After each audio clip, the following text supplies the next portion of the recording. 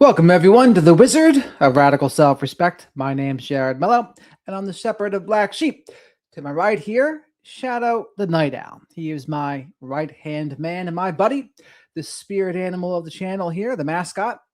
Today, we're going to be going over what the Crash documentary left out.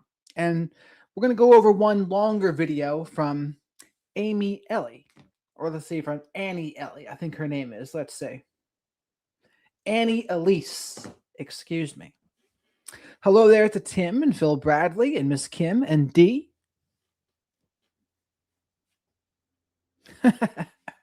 Good thing Phil Bradley nor the Wizard of Radical Self-Respect are neither late nor early, only on time, period. And also, there's going to be other sporadic streams and more interviews coming up here too, because like I said, I'm going to be doing more of my own stuff and more interviews, and you'll see. Because actually, sometimes when I just do a video of my own, they can do better. So that is not lost on me as well. But as everyone comes in here, please make sure you like the video because likes are free. Spank the like button. Leave your DNA of choice in the like button.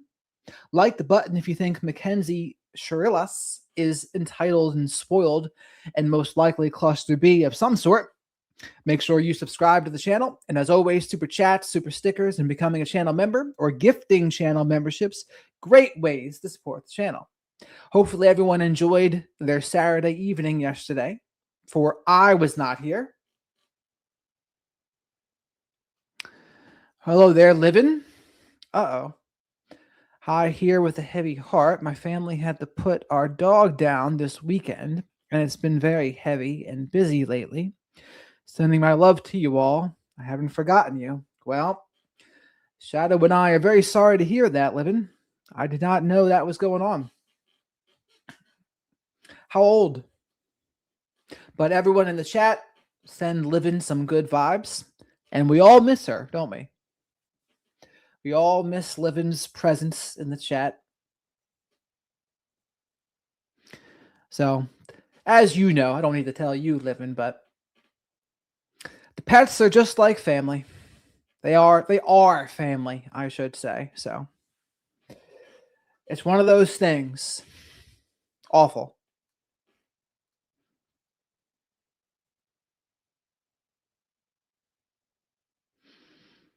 But just know, Livin, that there's support here for you.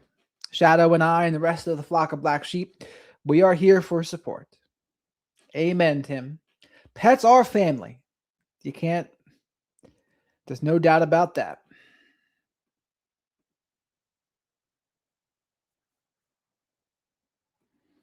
Let's see. Hello there, Rooster.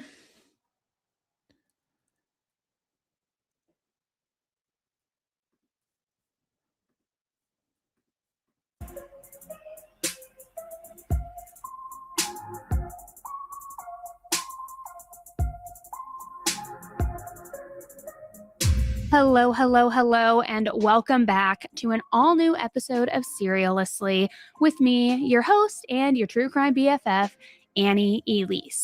Now, if you are brand new listening to this podcast or watching this YouTube channel for the very first time, let me just give you a breakdown. My name is Annie, and what I like to do on here is not only deliver and present a true crime case to you, but do it in a way where it is the full deep dive, going down the rabbit hole so that you don't have to. All the details, the social media activity, past relationships, everything that you find yourself Googling yourself when you're watching a documentary. I find all that information out and then I present all of it to you. But my goal in doing that is to do it in more of a conversational way, as if your friend or best friend was telling you about this case that they just heard about and that they can't stop researching or thinking about or talking about. So again, if you're brand new, that's what we do over here. If you enjoy it, subscribe and follow the podcast. And, that's how it goes. Every single Monday, a brand new case. And then every Thursday, I do an episode called Headline Highlights, where I talk about everything happening in real time that week in the true crime world. Now, today, we are doing one of the infamous deep dives. And you may have heard about this case if you listen to true crime or follow true crime. You may have also seen clips of the trial or footage from the case in your TikTok feed or your Instagram Reels feed, because it's the case of Mackenzie Shirilla, a name that a lot of people do know, but many don't. You also might be familiar with the name because Netflix just released a documentary about this case called The Crash.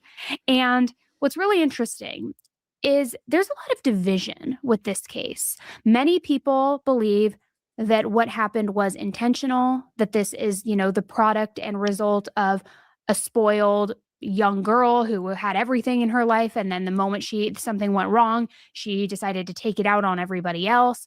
While some say, no, this was absolutely accidental. She was too young to know how severe this was going to be and what her actions would truly cost. So this is a good comment from Livin here. I'll put it on the screen. Livin says,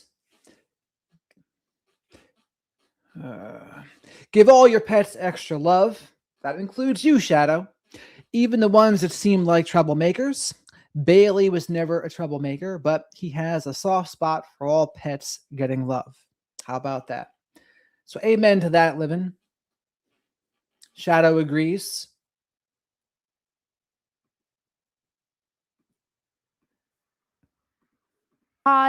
And there's a little bit of conflicting opinion out there. Now, I will say this personally. I first covered Mackenzie's case years ago. And with that, I have done extensive research. I've interviewed a lot of people close to the case. I participated in a documentary back then where I was shown a lot of privileged information before it even went to trial, different things like that, to where my belief is that this was absolutely intentional.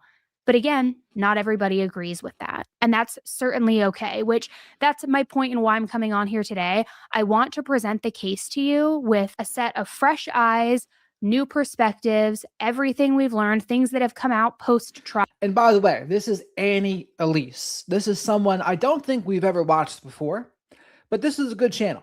So it's called Seriously with Annie Elise. And serialously, it's actually a bit of a tongue twister, but this is part 1. There's also a part 2 as well. But this is also similar to what I'll be doing more of in the future, more videos where it's just me speaking more.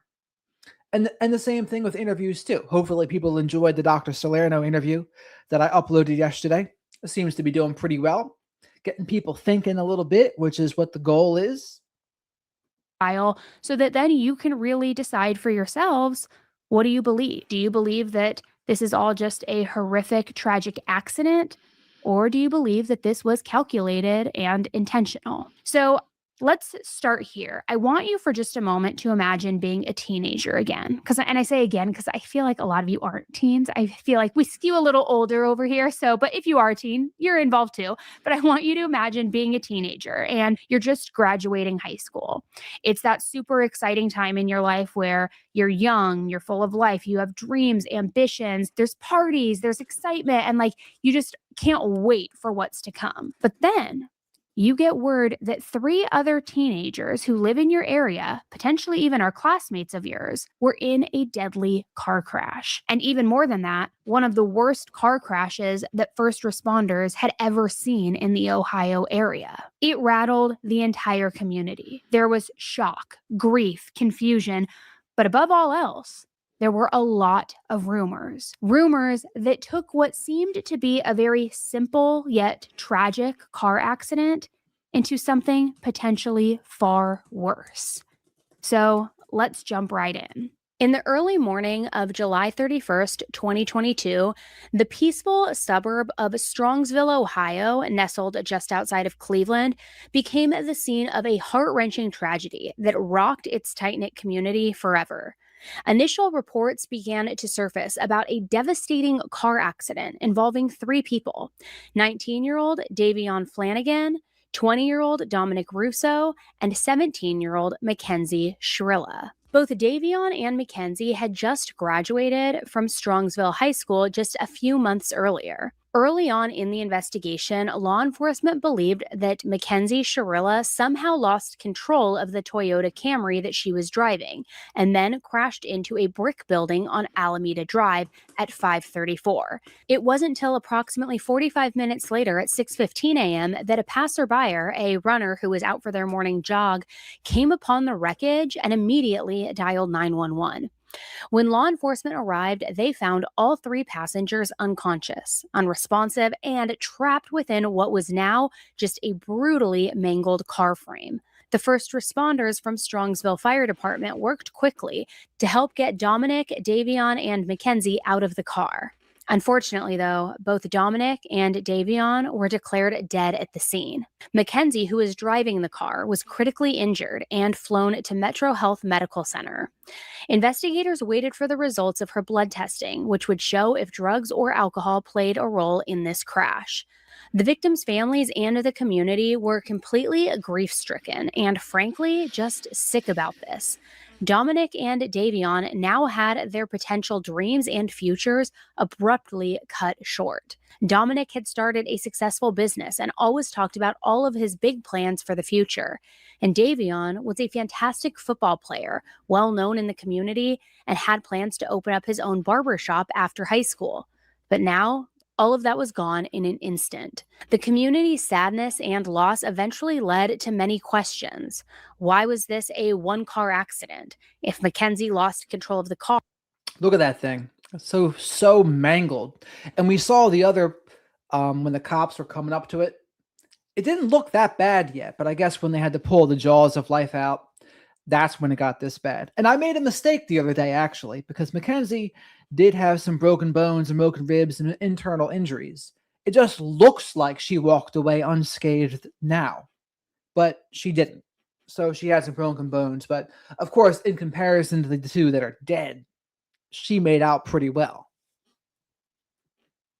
how did that happen?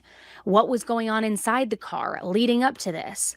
Was Mackenzie intoxicated or under the influence of some type of drug? Why were all three of them even over on Alameda Street in that part of town in the early morning hours to begin with? It's not near where Mackenzie, Dominic, or Davion lived, so where were they going? And how could this possibly happen? Mackenzie underwent extensive medical treatment for her injuries and somehow survived miraculously. However, she said that she couldn't remember what happened leading up to the crash. She said that she had blacked out. Now, just for a moment, I am going to draw on my personal experience for a second. A lot of you know who have been with me for a while on here that you know that I was in a horrific car accident when I was 16 years old. I wasn't wearing my seatbelt. I hit the windshield, knocked out some teeth, ended up having brain surgery from how awful this car accident was. And I can say, even now, I still do not remember anything from that accident. And I wasn't the one driving, but I was in the accident and I'm still blacked out. I remember leaving the house that morning. Oh, of course, Livin. I totally agree with that. Like I said, I'm kind of surprised that they were able to just from the black box. And I'm surprised the defense lawyer, and I was talking about this a couple nights ago, I'm surprised they weren't able to say, well, she blacked out or something. Something other than, yes, it was an intentional thing. Now, they said it wasn't, of course, but I think they could have given her a better defense. I'm surprised that the prosecution was able to do that. And I actually think it hurt them. It was a bench trial, too, by the way, which is silly when you consider they requested the bench trial, which is when the judge is really the only juror. The judge decides.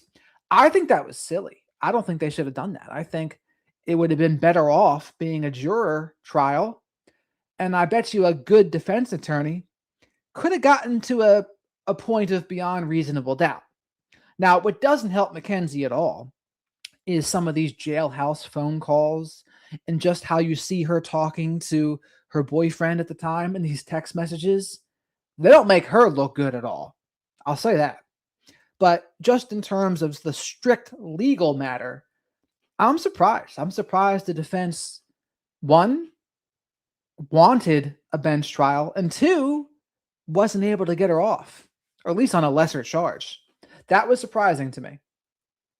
I don't remember the accident. I don't remember the moments coming out of the accident, the first memory I have is when first responders were already there on scene and they were cutting me out of my clothing and getting me out of the car.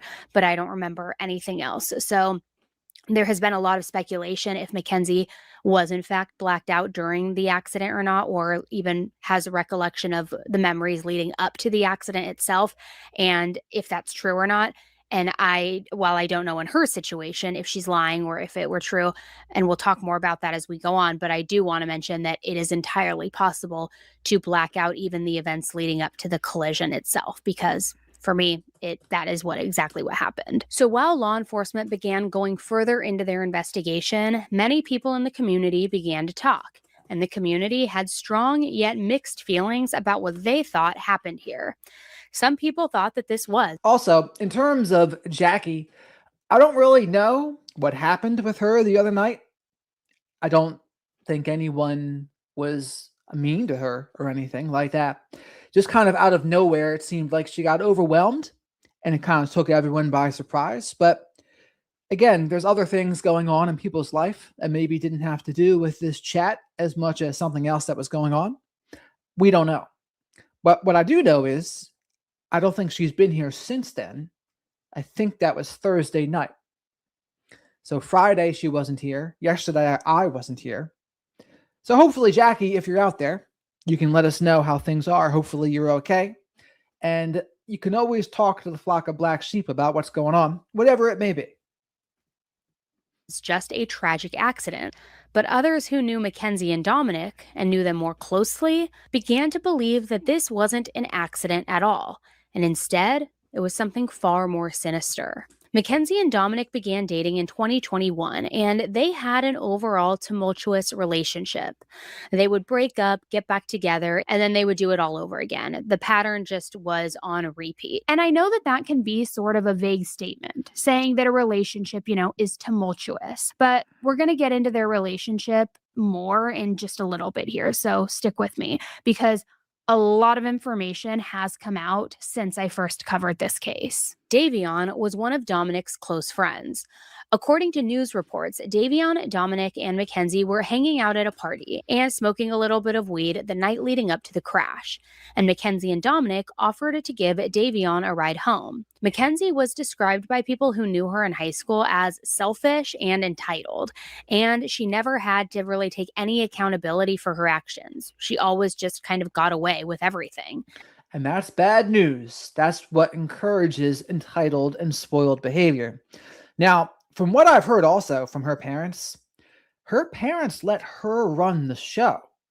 And that is a dynamic that I see that creates the worst type of people, honestly. And again, as Dr. Salerno would emphasize, yes, Mackenzie certainly has some startup material of borderline narcissistic stuff for sure, right? That's true. The environment just makes it worse. But in that family dynamic, it seems like she's the one in charge. She talks to her parents so disrespectfully. And if I was her father, I'd be embarrassed. I'm like, why am I taking this? Why am I taking this from my own daughter? I'd be like, no, put your foot down, man. Man up. But that's what's going on here. And we're going to go over also why I think she's so fake in a minute here too. That should be interesting. After Mackenzie began to recover from the accident, many of the posts on her Instagram and TikTok really upset people as well. And we will get into specifically what she posted here shortly. Don't worry. Most of her social media has now been deleted, so I couldn't find much except for a few screenshots here and there. However, people in the community who knew her from school commented on social media about Mackenzie. I don't think that part would make her less responsible living. Driving into a wall at 100 miles an hour, like that is at the bare minimum reckless endangerment, at the very bare minimum involuntary manslaughter, or one of those two at the very least. So it's just something. It's one thing if you want to take yourself out. It's a completely different thing if you want to take two other people out with you. Mackenzie's behavior, and all of those comments are still public. Some of the posts said that her parents knew about her drug use and that her mom would like some of the pictures that she posted when she was smoking weed. And some pictures sparked outrage because people thought that she just was moving on with her life as if nothing ever happened, with no remorse at all. There were also some pictures Mackenzie posted with her and her friend dressed as a weed for Halloween, which also caused a huge stir online. Several classmates weren't surprised that this horrific tragedy resulted from Mackenzie's actions, even going as far as to say that she probably would have killed someone one day anyway, and that she only cared about herself and herself only. Other people felt like Mackenzie had definitely done drugs and that is what caused the crash. And the police seemed like they weren't doing anything about it. And now this was another situation where Mackenzie would just get away with her selfish and dangerous behavior once again. Well, all of that online speculation and discussion over what happened that tragic night wouldn't matter for much longer, because a few days after Halloween, everything changed. It turned out that the police were not letting Mackenzie get away with anything, and they had been conducting a thorough investigation this entire time. On November 4th, 2022, Mackenzie was arrested. According to court documents, Mackenzie faced a total of 18 charges. Counts 1 and 2. And that's the thing I would tell a father in particular. I say, dude, when you cave and you give in, you are not helping your daughter. Like, you might think you're temporarily relieving the tension and making it more comfortable for yourself, but that is not helping her. Instead, what it's teaching her is, oh, this is how I get what I want. I get what I want by throwing a tantrum, being ridiculous, using emotional blackmail, being bossy, being controlling, being bratty. That is the wrong lesson to teach your kids. So, again, it would be uncomfortable. When you're used to giving in, yeah, it's going to be really uncomfortable when you put your foot down. But it's for their own good. Because now, should be lucky to ever see the light of day again at this point. Aggravated murder, counts 3, 4, 5, and also to note, even if her parents did put their foot down, say her dad did or her mom did, that's still not a guarantee she turns out a saint either. If she still has that startup material of a cluster B, then yeah, she still could have gone off the rails. But again, regardless of someone's startup material, parents got to do what you can. You got to act as if you're going to be able to help them, right? What other choice do you have?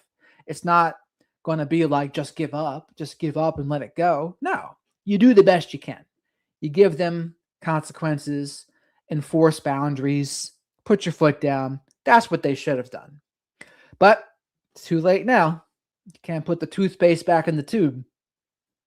6, murder, counts 7, 8, 9, and 10, felonious assault, counts 11 and 12, aggravated vehicular homicide, and all of these charges were related to that crash on July 31st, 2022. Count 13, trafficking, count 14, drug possession, and both of these charges were for the magic mushrooms that were found inside the car. Count 15, possessing criminal tools, and this was for a digital scale that was found in the car. So there were 15 charges in total related to the car crash and to the deaths of Dominic and Davion. The other 3 charges were for allegedly breaking into the Columbia Church of God in Columbia Station on July 19th, 2022. Those charges were count 16, breaking and entering, count 17, vandalism, count 18, desecration. Mackenzie's blood test from the hospital revealed that she had THC in her system and that she was likely high at the time of the accident after their investigation and talking to witnesses who saw her that night. Even though mushrooms were found in her car, this was apparently not in her test result. Mackenzie's bail was set at $500,000, but she didn't get bailed out of jail and remained in juvenile custody until it was time for trial. The body cam footage of Mackenzie's arrest was finally released in 2025, and I have to be real with you. It's an absolute doozy. And I don't use that word lightly. I personally hate that word. And I don't want to give too much away before I show you guys some of the clips, which for those of you who are listening to the audio version of this, you'll be able to hear what's happening. But I do encourage you, pop over to YouTube, watch the visual as well, because I think that will provide more context. But what I have to say is that Mackenzie shows absolutely zero remorse. Zero remorse for any of the crimes that she was being charged with. Hi, Mackenzie. Step out for me. So this is when she's getting officially charged or told what she's being charged with by the detective here. Now, what I want you to pay attention to is listen to her tone of voice and her whimpering here versus the tone of voice you hear with her parents and the tone when you see her in the text messages with her boyfriend and with her boyfriend's mother, and versus in the courtroom, which leads me to believe what? It leads me to believe how she's acting in the courtroom, how she's acting right here. Very calculated. She knows exactly what she's doing. It's an attempt at impression management. So it's kind of a way to disarm people, because when a girl's like soft and whimpering, people are going to be less likely to be hard on them. But that's a very calculated manipulation tactic. It's similar to how when women and men too might turn on the waterworks, the crocodile tears. It's an attempt to manipulate, to avoid responsibility or accountability, or to control others. So I think what she's doing, very calculated, but that's how you know it's fake. So let's see it. Let's see what I'm talking about in action here. I'm Detective Jesus. I'm the one who's been investigating the crash. You're under arrest for aggravated murder ×2, okay? Nobody's gonna ask you any questions. Nobody's gonna bother you. Can I have your key, please? Could you please be careful taking this one off so it doesn't break the bracelet, please? You got it. You got it. Okay, Mackenzie, I'm gonna take your handcuffs off. I need like all the jewelry and everything to come off, okay? I can't wear any of it. No, I need you to take it off while you're in the jail. I mean, listen to her tone here, right? And then in court, and then any of those other phone calls and the text messages, completely different tone. Right now.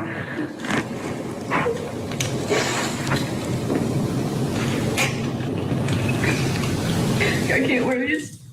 Now, unfortunately, everything's gonna have to come off right now once we know when the detective comes back and we know for sure what's going on. Everything's gonna be bagged up here. It's not going anywhere.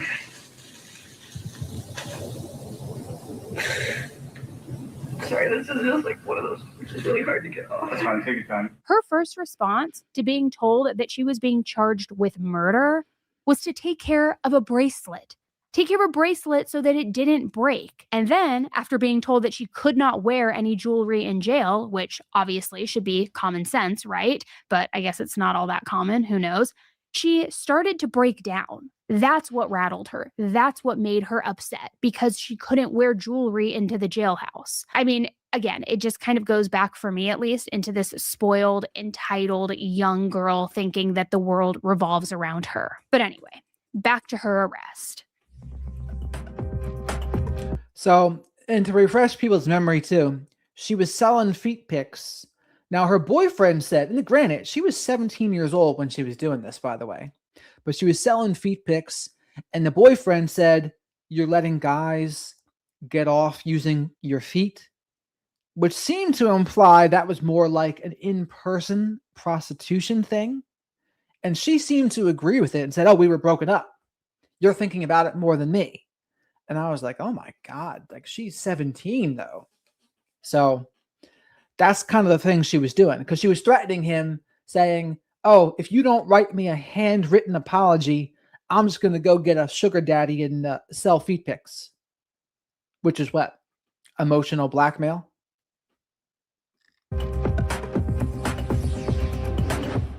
You guys know I'm always skeptical of anything that just like way less intimidating, because the hardest changed in March of 2023 when prosecutors and the judge agreed to try her as an adult. When the crash occurred on July 31st, 2022, Mackenzie was 17. Her birthday is on August 2nd. So she turned 18 just 2 days after everything happened. She had a hearing in April of 2023 via Zoom, where Mackenzie pleaded not guilty as the judge continued her bond at $500,000. But again, Mackenzie remained in custody. During the hearing, the prosecution told the court, "The evidence in this case overwhelmingly indicates that these were intentional and purposeful deaths." On July 19th, 2023, almost a year after the horrific crash, Mackenzie had her first pretrial hearing. During the hearing, Mackenzie did not accept a plea deal that the prosecution was offering, and her lawyer indicated that they were prepared for trial. In the U.S., you have a right to a trial by jury or a bench trial. If defendants want to waive their right to a trial by jury for whatever reason, they can. And this can be a defense strategy if, for some reason, they are worried about what a jury verdict would be. Some defendants may feel like they would have more of a fair shot if the judge were to decide their verdict based on the law, fearing that potential jurors would make their decision based on emotion and not the law necessarily. However, that isn't the only reason that people waive trial by jury. There are a number of reasons why people choose that route.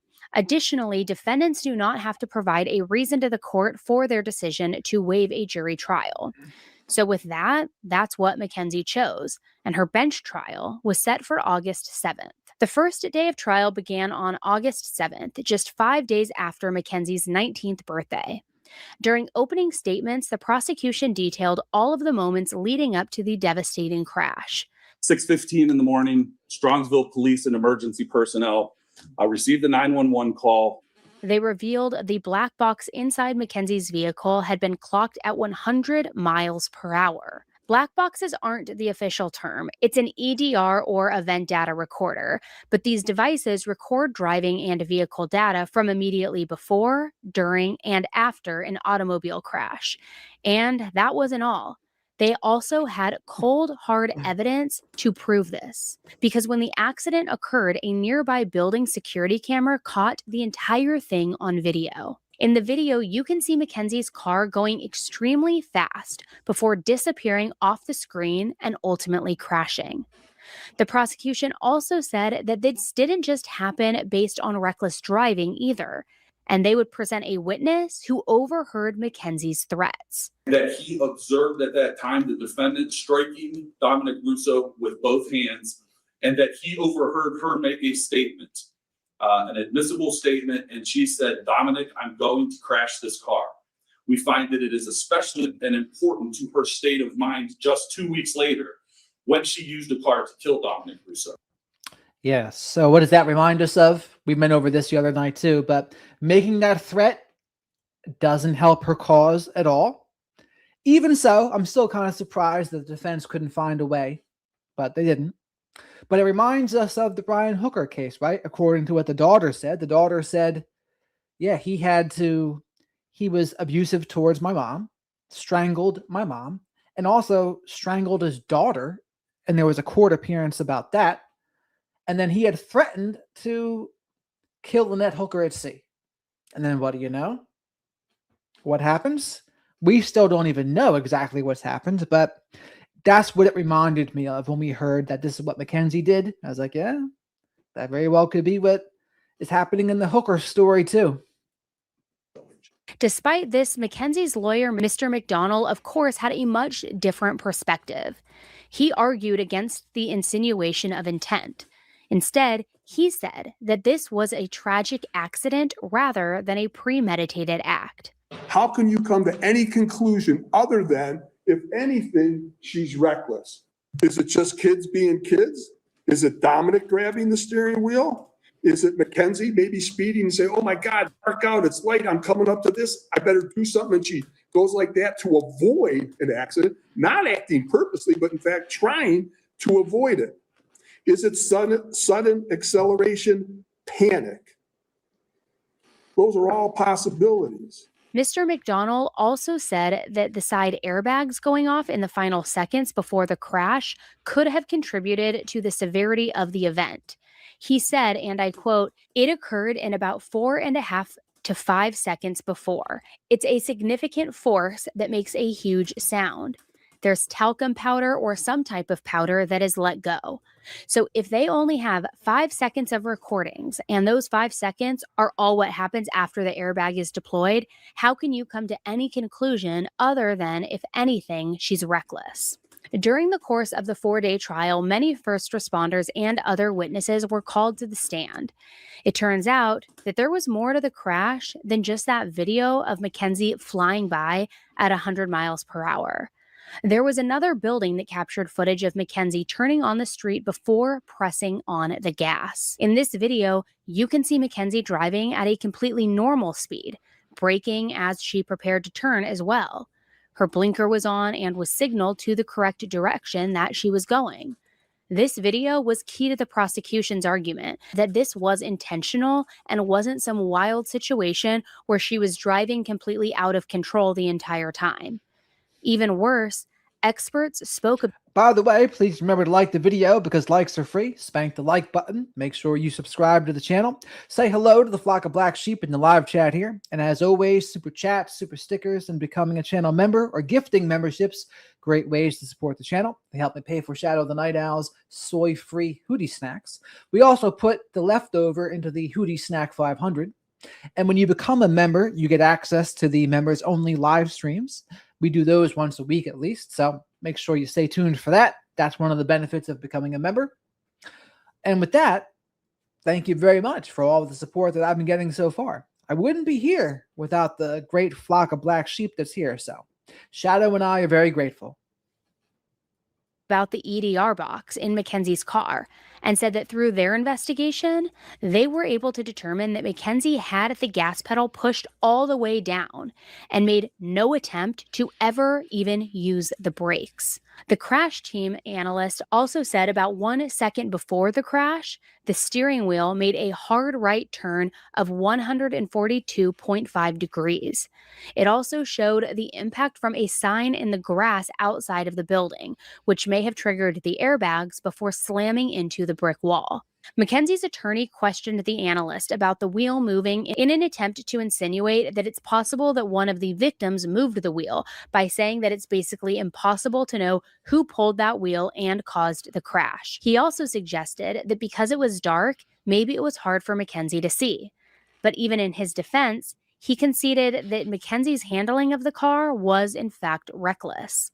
When the prosecution reviewed the crash scene photos and the photos of the victims during their autopsies, everyone in the courtroom was extremely emotional, including Mackenzie. Dominic's mother, Christine Russo, testified. The courtroom vibe changed instantly when she began her testimony. Everyone could tell that she had once cared deeply for Mackenzie. After all, Mackenzie had even lived with them for a while. But the love story that she painted between Mackenzie and her son, Dominic, was far from rosy. It seemed like they were always at odds, with threats and arguments overshadowing the good times. She also brought up a text message that Mackenzie sent her after the crash, where Mackenzie said, "I remember turning onto the street and then my vision fades to black. It really kills me not being able to remember anything. I promise you I would tell you. I've been asking my therapist why I don't remember, and she said it's because of trauma, but I'm going to try to get hypnotized and make myself remember." Then Dominic's older brother, Angelo Russo, took his turn. The raw emotion in his voice said it all. He talked about how Mackenzie and his brother were constantly on and off again, saying, "I witnessed a lot of negative behavior from her to my brother, and that just kind of pushed me away as a big brother figure because she just wasn't fair to him." One of Dominic's friends, Christopher Hench Martin, was also called to the stand to testify. This was to testify about an incident between Mackenzie and Dominic in a heated fight where she threatened him. According to court documents, on July 17, 2022, approximately 2 weeks before the deadly crash, Mackenzie was driving her vehicle on Interstate 71 with victim Dominic Russo as the passenger when she threatened to immediately crash the vehicle. Mackenzie was upset over a disagreement between the two of them, which resulted in Dominic seeking the help of his mother, Christine Russo, through a phone call asking her to come and pick him up. Dominic's friend, Christopher Hench Martin, went to pick up Dominic and remained on the phone with Dominic during the incident. While on the phone, he heard Mackenzie state, "I will crash this car right now." Mackenzie exited the highway onto Route 82 between Pearl Road and Bagley Road. As the friend pulled up to get Dominic and Mackenzie's car pulled over to the side of the road, the passenger door opened and the friend observed Mackenzie striking Dominic with both of her hands. Dominic then exited the vehicle and left with his friend. The prosecution also brought up another incident in July of 2022 between Mackenzie and Dominic. According to court documents, in July of 2022, within the same month as the deadly crash, Mackenzie again made multiple threats toward Dominic. Videos recovered from Dominic's cell phone revealed the altercation involving Mackenzie, where she can be heard repeatedly degrading Dominic, threatening him, and damaging his property. And again, this is all evidence, right, that they used in their prosecution. And if there's any evidence like this against Brian Hooker in his case, they could probably try to do the same exact thing. It is understood from the videos that Dominic was not comfortable letting Mackenzie inside of his home at the time, and he made multiple attempts to reason with Mackenzie, to calm the defendant down and communicate with the defendant in a better manner. Mackenzie refused these attempts and can be heard banging on Dominic's house door, demanding to be let inside. Mackenzie called Dominic a multitude of degrading and highly inappropriate names. Despite Dominic's efforts trying to reason with Mackenzie, she refused to listen and continued her erratic behavior. Exceedingly important are the threats made by Mackenzie to Dominic throughout the incident. She threatened to key Dominic's car if he would not let her in, and she verbally counted down multiple times in an attempt to force Dominic to let her in. Manipulation tactics, coercive control. She repeatedly told Dominic that this was his last chance to let her in, and she stated, and I quote, "You're going to come open this door right now, or there's going to be a serious fucking problem." She threatened to break the handle off the door and can be heard hitting and damaging the door as well. Mackenzie stated, and I quote, "Dom, I'm going to give you one last second or else I'm keying your car." Dominic then had to call his mom for help. What is she, like the Shadow's like, does she think she's the big bad wolf or something? If you don't do this, I'm going to huff and puff and key your car and then blow your house down. And stopped recording. Now, that phone call that I just described has actually been made public. The original call was about 9 minutes long, but honestly, it doesn't really take the full 9 minutes to see that Mackenzie was threatening him. She was antagonizing him. But I forgot.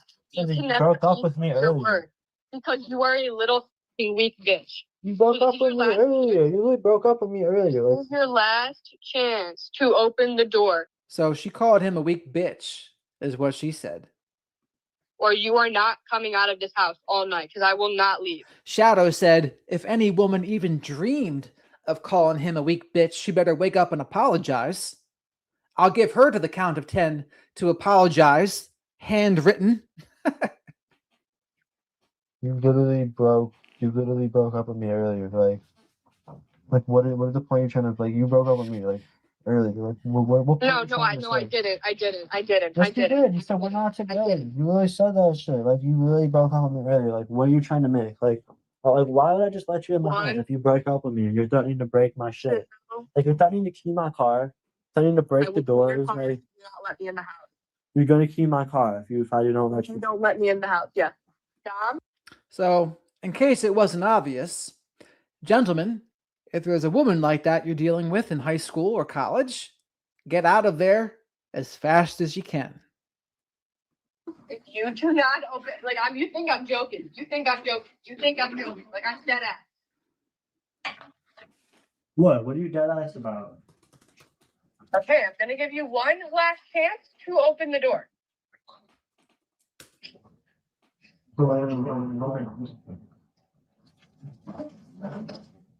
Kenzie, I can't open the door. I can't sit here and fight. We gotta go to dinner to fucking see my grandparents. Like, I can't sit. Don't open the door. I'm gonna let you know that right now. And then what? What would happen? What are you trying to say? You're not coming to dinner. You're not going to dinner. What do you mean? What do you mean? You know it. That's exactly what I mean. You don't know exactly what I mean. You're gonna come open this door right now, or there's gonna be a serious problem. So what do you hear here? You basically hear Mackenzie's in control of this relationship. The guy's trying, not very good trying, but he's trying to stand his ground, but he doesn't. Because he's young. He's fucking 17 years old. I can't. No, like you can't keep threatening. You can't keep making all these threats. Like, I can't open the door. Me out of a place that you say is my home. Kenzie, I didn't kick you out. You took all your shit and did. and said we were done. Like, Did not say we are done. Dom? Okay, ready? I'm going to count to 10. The door's going to open, okay? And he was right there. He said, yeah, we broke up. And you are very correct to say that, Dom. You could say, you know what? You can turn around and walk on home and think about what you've done here tonight. Reflect on your behavior if you want to get me back. I would say, Dom, you need to act like you're the prize here. And meanwhile, Mackenzie's acting like she's the prize. That's how she's doing. She's acting like his parent. I'm going to count to 10 before you open this door. You're going to open the door and stop hiding behind the door like a little fucking bitch. If you hang up on me, we're done. I'm leaving. So, antagonizing, calling him a little effing bitch. Shadow would not like that one bit. Kenzie, there's nothing I could do. Like, I can't. I'm not. There is. Stop being a little bitch. I can't let you in my house with how you're acting. Like, it's as simple Now as. think, this is the same girl that was whimpering in the back of the cop car, whimpering and crying in court. It's like, do you see the discrepancy? That's how I know it's fake. When there's that much, this is who she really is. That version she showed you in that cop cam and in court, that's her impression management as a way to try to avoid accountability and responsibility for what was going on. Very intentional, very fake. Like, there's no way. There's no way I should. Like, Break the handle off. huh? I'm just going to break the handle off. It's already moving. You can break the lock. Like, you're really gonna break into my house? Yes, I will. I will break into my house. You're right. I will break into it. It's not your house. My house. It is. Dom, now open the door. Now open the door. You have 30 seconds left on the phone call to open the door. We're done. So if you're wondering how all of these prior acts were able to be brought into trial in the first place, since it's technically 404B evidence, it's because the prosecution filed motions to allow it in, saying that it went to Mackenzie's motive. According to court documents, the prosecution believed Mackenzie's past threats. And here's the thing. Mackenzie treats her mom and dad like that too. Like, she treats everyone like that. And aggression toward Dominic provided an important perspective of how Mackenzie responds in situations where she is displeased or in disagreement with others. Further, the evidence shows that she was aware of her ability to cause harm to the victims, especially by means of her own vehicle, and how she could use the power of threats and control to ultimately reach the outcome that she desired. The other act's evidence confirms that there was no mistake or accident in deliberately crashing her car and ending the lives of the victims. Dr. Esther Seng, a Metro Health System trauma surgeon who worked on Mackenzie's medical report, was also a witness in the trial. She told the court that Mackenzie told their team at the hospital that she did not remember what led to the crash. The prosecution also asked the surgeon to read part of the medical report. She said, and I quote, "Patient then became tearful, processing heavy loss and a depression since her accident. Patient shared feelings of grief, guilt, and shame.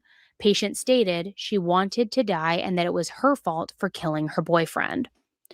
One of the prosecution's theories was that Mackenzie was afraid that Dominic might break up with her or really leave her. So instead, she decided to kill him with her car like she had threatened to do in the past. And poor Davion, who was just innocently trying to get a ride home, was collateral damage, and Mackenzie didn't even care if he died too. However, some people who were at the same party before the crash didn't recall anything crazy going on between Dominic or Mackenzie that night, so either something must have happened in the car, or she planned on going through with it that night anyway. But the prosecution had even more damning evidence to prove this was, in fact, a premeditated, planned murder, because there was evidence that Mackenzie had been to that area of the crash just 3 days beforehand, and they showed the courtroom data of her cell phone being in that vicinity. They suggested this as proof that she was familiar with the scene before the day of the crash and believe that this was her attempt to scope out the area and come up with a plan. It was also brought up that maybe Mackenzie was trying to kill herself along with Dominic and Davion in the car, but just happened to survive.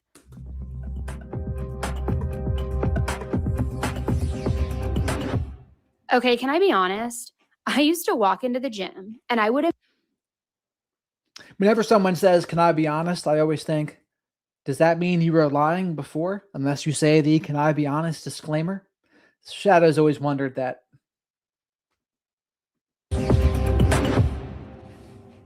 However, Mackenzie's attorney said that she was not suicidal in any way. Mackenzie's mother took the stand near the end of the trial. She had a very different angle on what So Mackenzie's lawyer said she wasn't suicidal in any way. I don't know if that was the best strategy, honestly, to say that.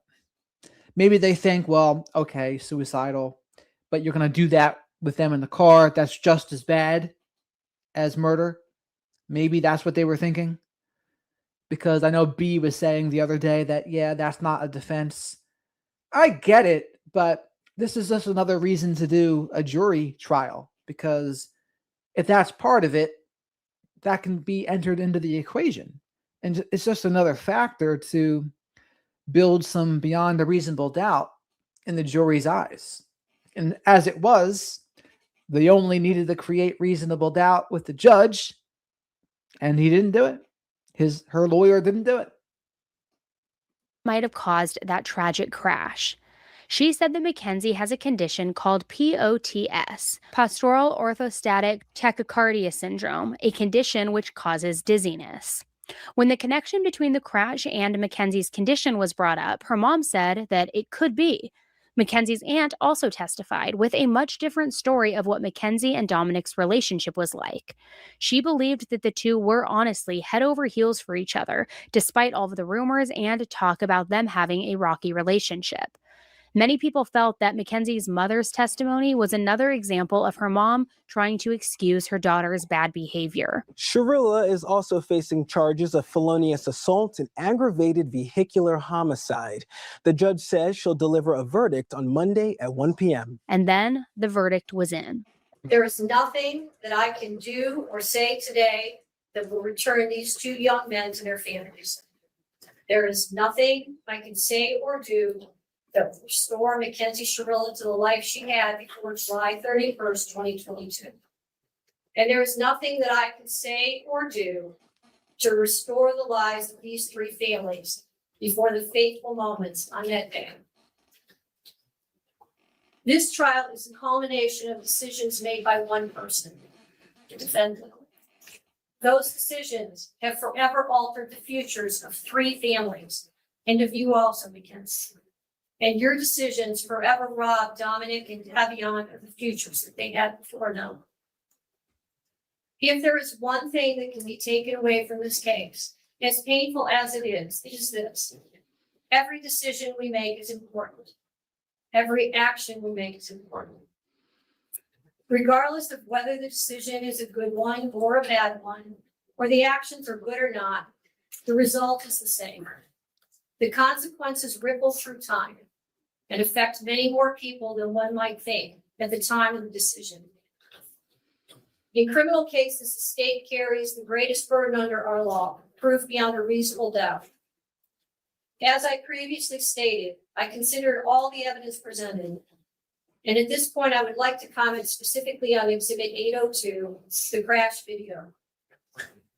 This is the type of evidence you can never unsee. You can never forget the visual or audio of this exhibit. It is chilling and tragic. As you review that exhibit, you know that you are watching the oncoming deaths of two people, and there is nothing that will stop it. The video clearly shows the purpose and intent of the defendant. She chose a course of death and destruction that day.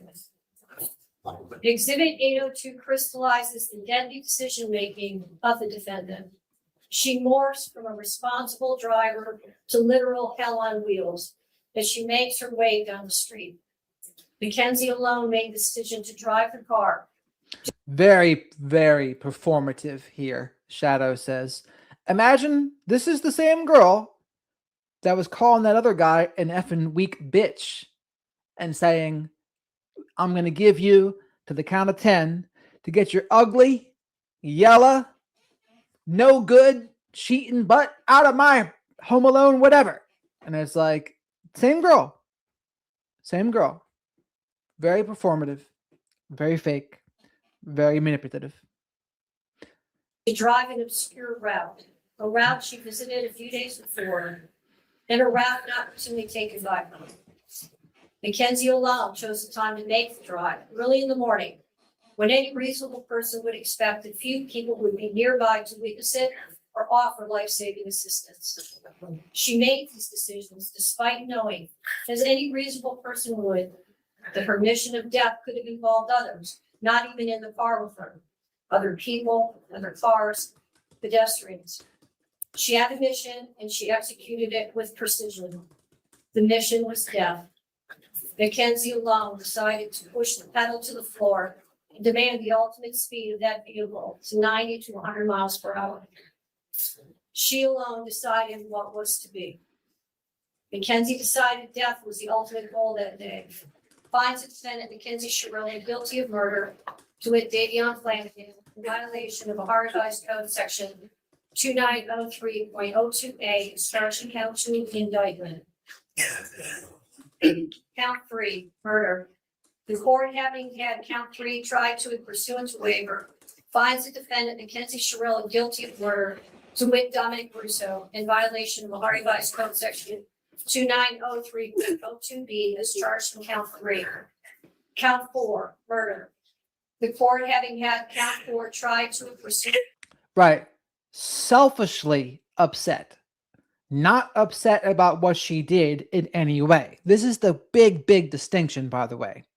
So some people they'll appear to be sorry for their actions. They'll appear to show remorse or want to show genuine amends.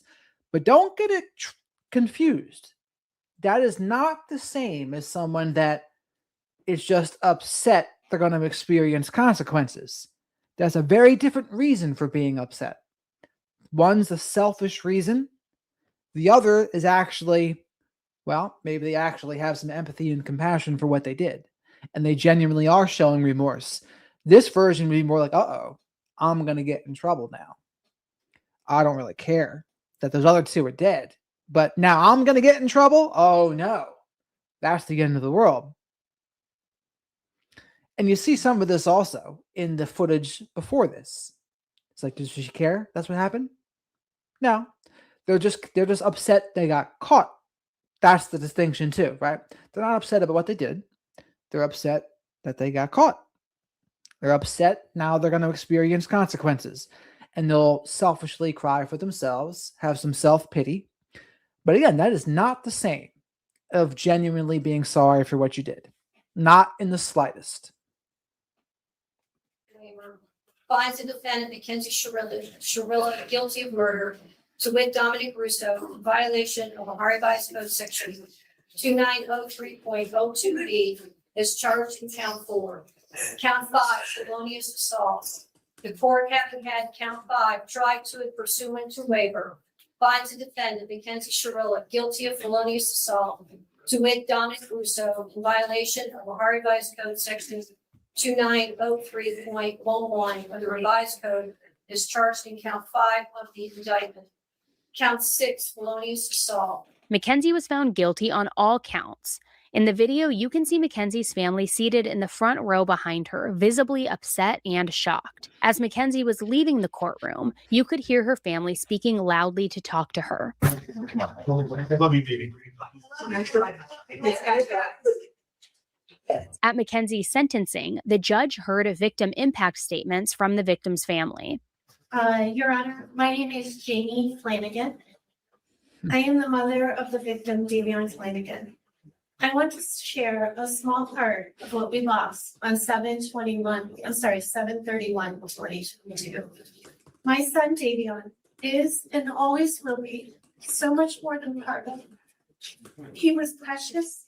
He was an amazing soul with a heart of gold. He gave to the world what he wanted most in his own life, love. The kind of love that would rescue a friend in the middle of the night, no questions asked. The kind that would protect others and honor them. He made friends easily with his infectious smile. He was a gifted athlete. He had plans to go to barber school and open his own shop. My son did not have a clique of friends, but instead was a friend to all.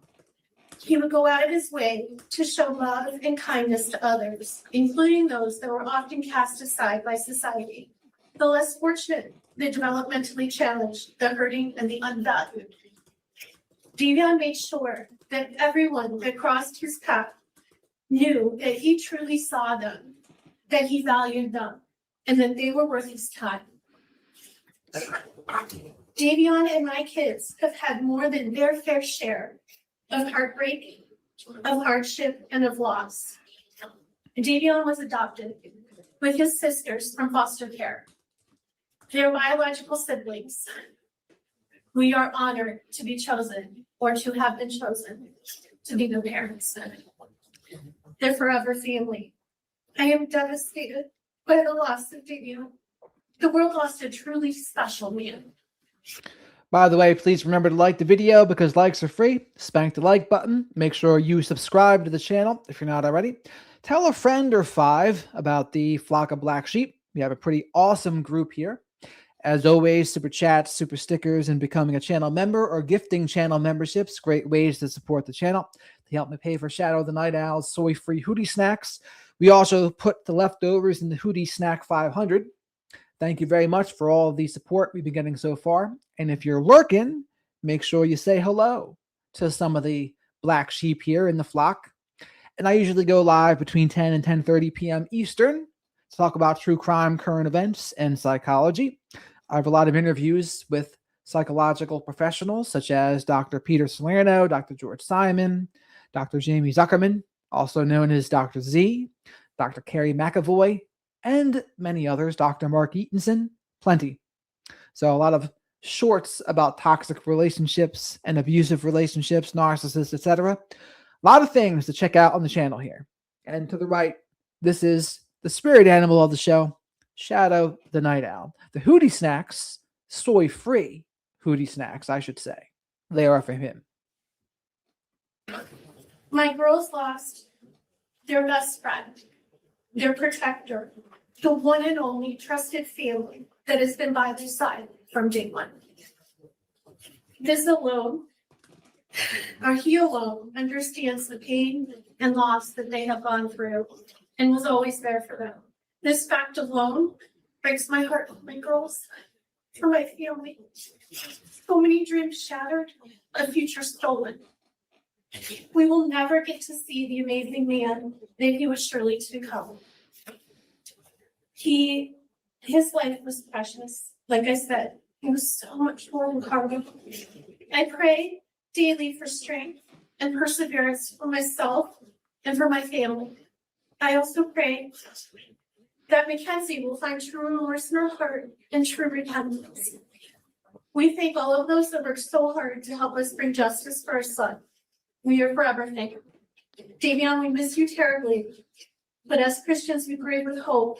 We will make sure your memory lives on, and we ache for the day that we are united together eternally.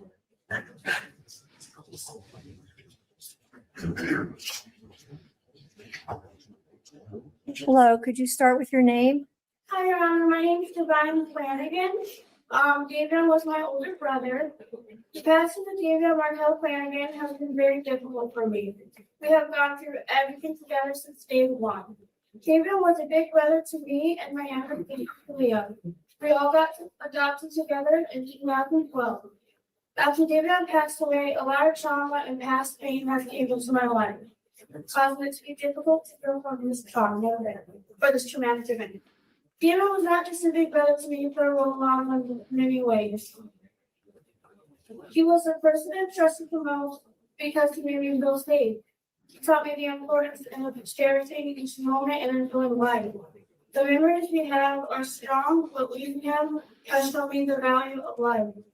Just how God works in ways you can't understand, but it's worth it in the end. I don't want this pain for anyone else. I don't want people to have to go through this. As an 8-year-old, I hate the fact that he is gone because someone decided to take his life. Now that Davion is gone, I feel stuck. I feel as if I can't move forward. I feel lost. He was the one who picked me up when I fell. He was my best friend and the only person that has stayed with me since I was born. I would like you to give Mackenzie the longest possible sentence. I've known her for about 3 years, and she's always taken the easy way out. She will be eligible for parole, while my brother will be gone forever. Thank you, Your Honor. Thank you. Christina's Dominic's mother. No one wanted this to be murder. Court punished Mackenzie Shirella for this accident. But this was not a car accident. The evidence from Congress proved that Mackenzie Shirella murdered my son, Dominic, as well as Davion. There's no fix put in this case, as the Shirellas would like it required. I want to thank Scottsville Police Department in the state of Ohio for seeking the truth behind this crash. Thanks to them, we all know what happened in that car that day. What we don't know is why. I wish I could change this every day. I lost 3 children in that crash. And a minute goes by each day that I don't think about myself. It lost Davion, my house forever broken.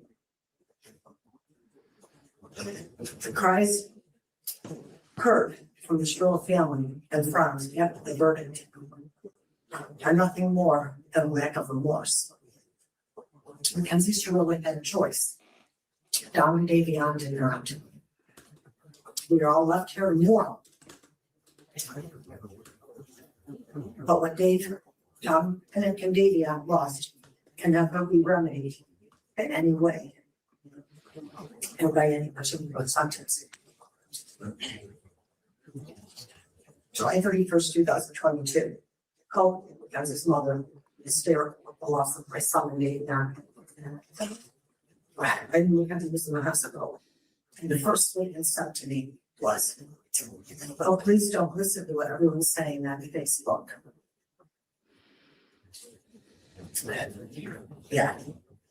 My son is dead. His friend is dead. Check him in the social media is important.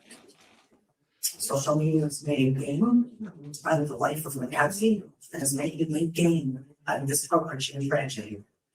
No one can imagine the pain of losing a child unless they've lost one themselves. The pain is forevermore. Time does not heal this wound. Mackenzie, going to prison because you did this. Be thankful that you're still alive and in the future, whatever that may be. Dom and Davion will round of their futures, their hopes, and their dreams. Mackenzie showed no mercy on Dominic, nor did she on Davion. Only God at this time can have mercy on her soul. Thank you. To hear their pain is so unbelievably heartbreaking and just unimaginable.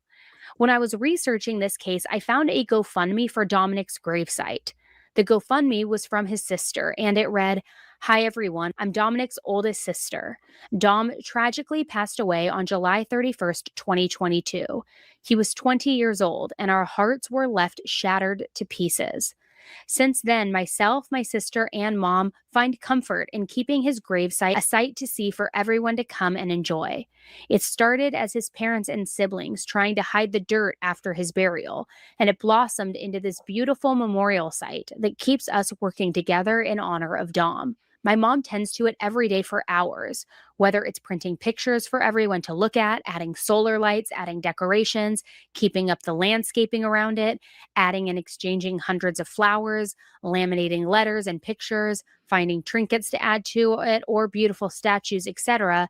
This is what we do it for Dom, and it's in honor of our beloved brother and son. Friends and family leave memorabilia, notes, pictures, things like that that remind them of Dom.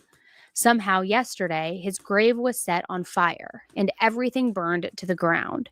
Nothing was salvageable except a cement cross. Most of the items were irreplaceable, such as flowers and ribbon from his funeral, letters from his nieces and nephews and friends and siblings and parents, stuffed animals, things that can't be replaced.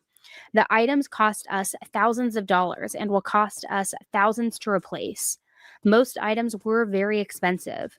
We spent on the flowers alone originally around $1,200. Each solar light decoration can range up to $50 a piece. We are asking for any donations from friends and family so that we can get his gravesite back to how it was, and before July 31st of this year, which marks his 1-year anniversary. Dom's grave means so much to us. Words can't explain. So let's read this. Friends and family leave memorabilia, notes, pictures, things that remind them of Dom.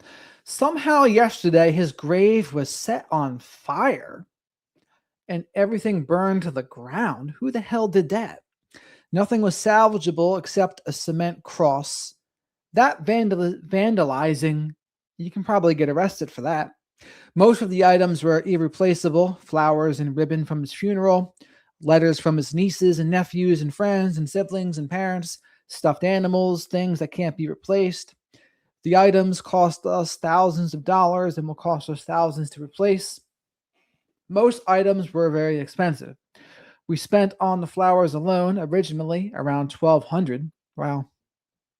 Each solar light decoration can range up to $50 a piece. We are asking for any donations from friends and family so that we can get his grave back to how it was and before July 31st of this year. That marks his 1-year anniversary. Dom's grave means so much to us, words can't explain. We miss and love you so much, our Nucci baby. Until we meet again, your sister loves you. So that's pretty obnoxious of whoever decided to burn all that stuff down. Makes you wonder who would have did that, right? Miss and love you so much, our Nucci baby. Until we meet again, your sister loves you. Since then, the GoFundMe has been updated, stating, quote, "Hi everybody. Just wanted to say thank you for all of your generous donations. We were able to recreate Dom's grave beautifully. Any further donations will go to purchasing updated memorial items, such as flowers, etc. in the future. Thanks again. We love you so much, Dom." So when it came to sentencing, the state gave their recommendations for sentencing and reasoning.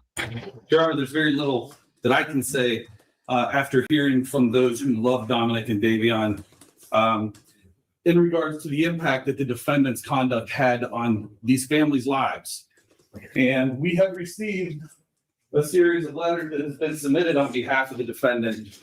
In summarizing these, they describe her as a good student and a loving and caring person, and that she could never do something like this. And they continually, despite the verdict, refer to this as an accident and an unfortunate accident and tell you that she is also a victim. And there are just a few things that I think is important for the court to consider in determining a sentence today. Part of the evidence in this case and introduced in trial was evidence from the defendant's cell phone. There were search warrants executed on her various social media accounts, her school records, her medical records, things of this nature. And I think that who she actually was is directly contradictory to what is painted by the letter submitted on behalf of her today. I'm not even cool. I'm just one of those girls that can do a lot of drugs and not die. Nanny Goat, look at that look, though, by the way. Shadow and I are professional face readers. That look is no good. No bueno. Nanny Goat, thank you so much for gifting the Wizard of Radical Self-Respect membership. Shadow and I really appreciate it, as will the person who gets it. And the YouTube Lords of Random will decide. And then whoever gets it, they're going to get access to the members-only live streams, which is pretty cool. So thank you again, Nanny Goat. Flock of black sheep. So what time stamp is this in this video here? 56:23. But that look is trouble with a capital T, is what I say. And Shadow says so too. That's the look of, it's like a narcissistic smirk, except more sadistic. That's what I would say that is. Sadistic, maybe some duper's delight. If duper's delight was a face, this is what it looks like.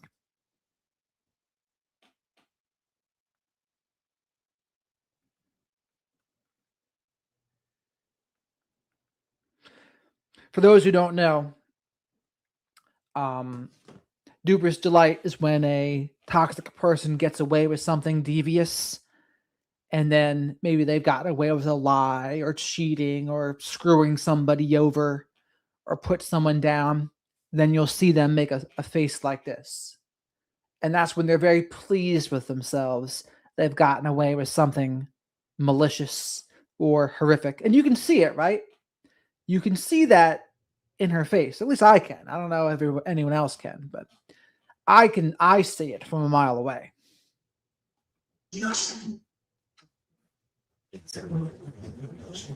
I'm gonna figure like a pin, I'm gonna figure like a doll.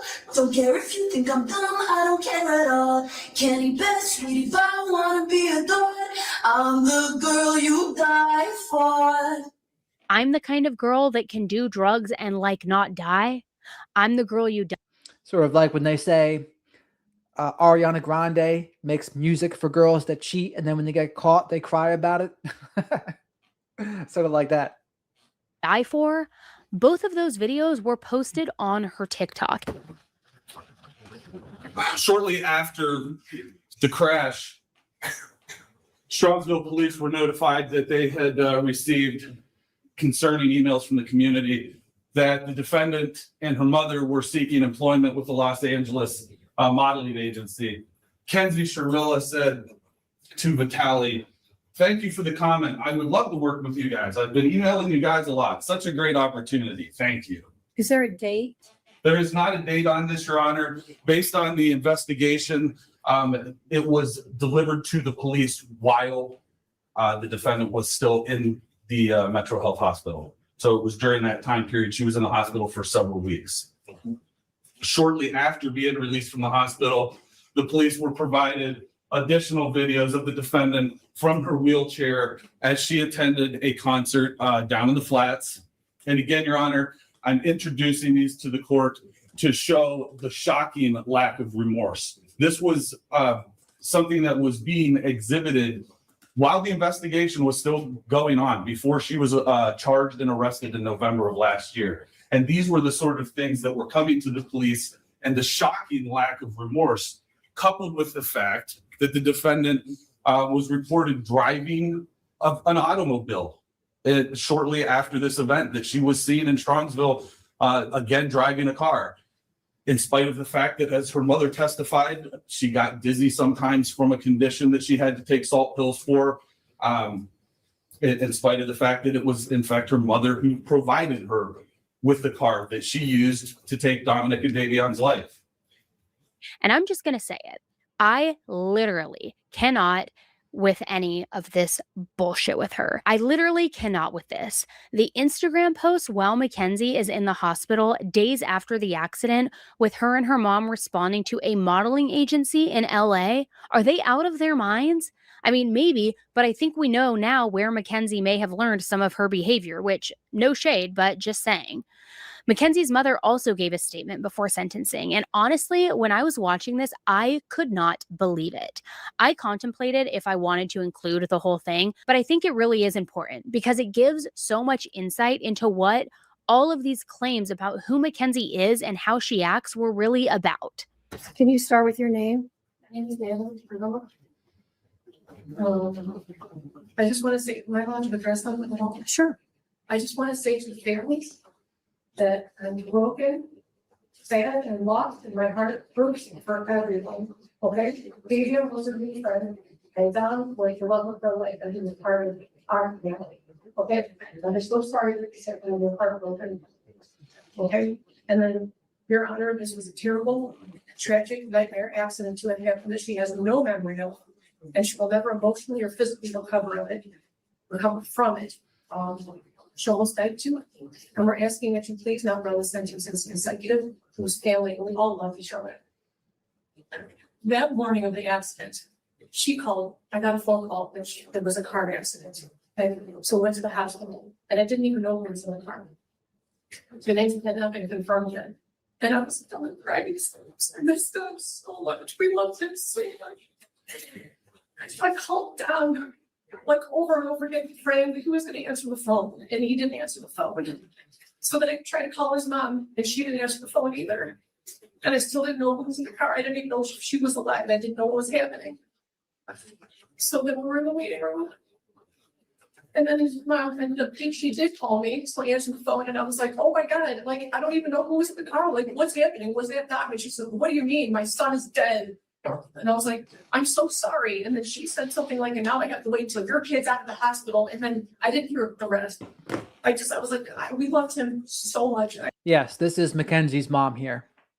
She's off her rocker too, by the way. Not as much maybe as Mackenzie, but she's also off her rocker. I hung up the phone. I did not talk about social media. I didn't even know what was going on yet. Okay. So then that was it. In the hospital, that fatality folks, I commented on that because somebody had called her a murderer.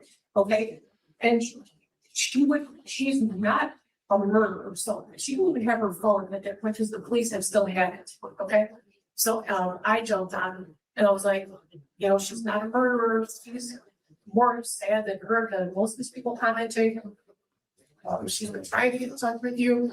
And at that point, it was just an accident. So I commented on really that because of the modeling opportunity. I don't even, who cares about that? I don't want them to refer to her as a murderer. Okay. And I don't even know how that comment got on the phone because the police still had her device. And she could not access her phone or social media. That's why I did it.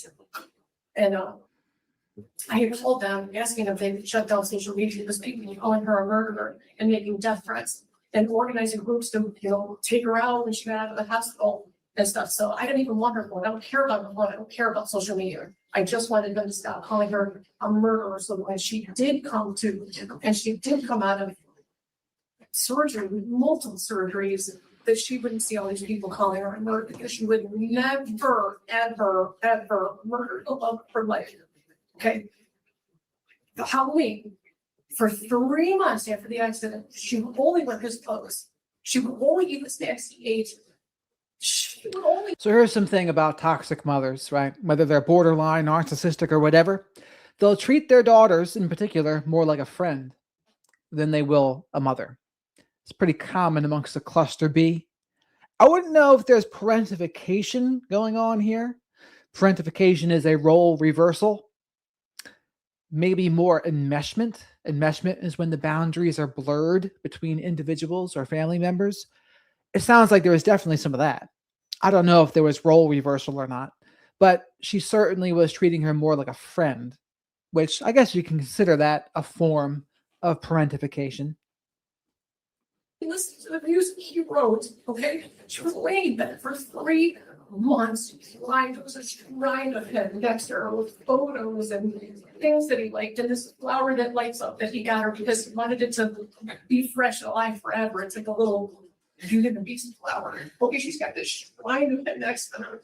So she was crying for 3 months. So her friends asked if she wanted to go out trick or treating for Halloween, and it was an OU. And she didn't even want to go. She said, I don't know, should I go? She couldn't even walk yet, barely. So I told her, I said, baby, please go. It's Halloween. You've been laying for 3 months crying, only listening to his music. Please go. Have just a moment of fun. A moment of fun. So we told her to go. My husband drove her. I brought her back home. She just needed a second of fun from losing her whole world. Her whole world. So that was us. We told her to go. And that concert she went to with Dom's cousin, Abby, they picked her up. They brought her there. That was Dom, Mackenzie and Dom and Abby all decided to go to this concert together while they were in the hospital. That was for them. Everything she did after the accident was either an honor of him, to get close to him, or just to be by him any way that she can. She's like devastated and tragic. He was the air that she breathes. Okay, and they went with his cousin. We spent all kinds of time with him after the accident. What was the other thing? I'm hearing an awful lot about your daughter. I'm not hearing very much about it all. They all love each other. They all spend every day together. You know what I mean? I don't. And isn't that part of the problem, Mrs. Sherrill? Sorry? Isn't that part of the problem that they all trusted each other? Isn't that part of? It's not a problem at all. It's a problem with how they all ended up in the car together and 2 of them ended up dead. I understand. I understand what it looks like. I'm saying that it was a tragic accident. She would, Well, we're going to have to disagree on that. Right. And I respect your position that you disagree with me. I understand. But anyway, that's, I just wanted to address those. We told her to go to those things and then she did go and that was the family. So look at that, don't look at it with them. Look on them with different eyes if you care, please. This is, those things are not relevant to my sentencing. Not at all. No, Not at all. I agree. If you have a moment, all you would need is 5 minutes of a conversation to around with her, to learn who she is. Just then, you just need 5 minutes to learn who she is and what she's capable of not doing and doing, and you can see for yourself. The freaking audacity. I mean, I don't even know where to start, but let's break this down. First of all, that was the most insincere apology made to the victims' families that she could have possibly come up with. Second, why the hell was she referring to Davion as a new friend? I'm glad the judge called her out on this and said, well, does that make his death less bad? Instead of a statement on behalf of Mackenzie, I believe she made these things 100 times more worse for her. Her entire little speech was trying to argue what the prosecution just said about her instead of, saying just about anything else. It is truly unbelievable. Mackenzie spoke and begged the judge for mercy. Her family's. Oh God, and Davion, so deeply sorry. I hope one day you can see how I never let this happen or do it on purpose. I wish I could remember what happened. I'm just so sorry. I'm heartbroken. I love Dom and Davion. We were all friends, and Dom was. I loved him so much when I called him a weak fucking bitch. And I gave him to the count of 10 to open the door. I will key his cars. I loved him so much when I did that. I loved him so much when I said, if you don't apologize to me in a handwritten letter, I will get a sugar daddy and sell feet pics. That's what love looks like, you know? I sold me. I wish I could take all your pain away. And I'm so sorry. And she was 17 when she had that sugar daddy, by the way. And to my family, thank you for the support and all the love you guys give. Thank you for fighting with me. I love you all so much.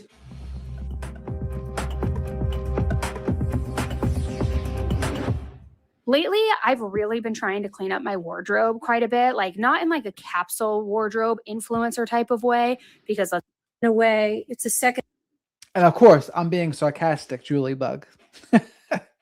time their families are gathered again to grieve. It's also a day when Mackenzie's family will grieve for the future of their daughter. All three of these families and the friends of these families are suffering, and all of their lives have been irrevocably changed because of the actions of the defendant. The unintended and collateral consequences of a selfish, intentional, and cruel decision by Mackenzie will ripple forever in time. It's literally changed history because it's ended 2 lives. 2 young men are dead. Their deaths were horrible, terrifying, and tragic. I will say again, if any reasonable person reviews Exhibit 802, there can be no doubt in your mind what happened this night. There can be no doubt of the absolute terror of the 2 people in that car. The defendant controlled all the events. She chose the day. Specifically, she chose a day just before her 18th birthday. She chose to drive the car, the time to drive the car. She chose an obscure, previously scouted route through an industrial parkway. She chose the target to hit and the victims. She chose the means and the method to follow through. And she planned and purposefully executed the events of July 31st, 2022. The review of the evidence supports the factual findings, the forensic testimony, the testimony of the first responders, the testimony of the emergency room doctors who treated the defendant, the testimony of the coroner's medical examiner, the testimony of those who knew the victims and the defendant, and the testimony of the BMV official who provided evidence that not only did the defendant deny any medical condition when applying for her license, which her mother co-signed and attested to, but also that just after the accident, Mackenzie renewed her driver's license and again denied any medical condition. In fact, the defendant was so concerned about driving that, as the state mentioned during the investigation, she asked if they could just suspend her license for 10 years. It is hard to fathom how a person could be concerned about their driving privileges. So, Mayor, that's a good question. She says, do we think this is premeditated or spur of the moment? And I would say there's evidence for both. So the evidence for premeditated is she had made this threat before, right? And the evidence for premeditated also is she had driven this route several times before too.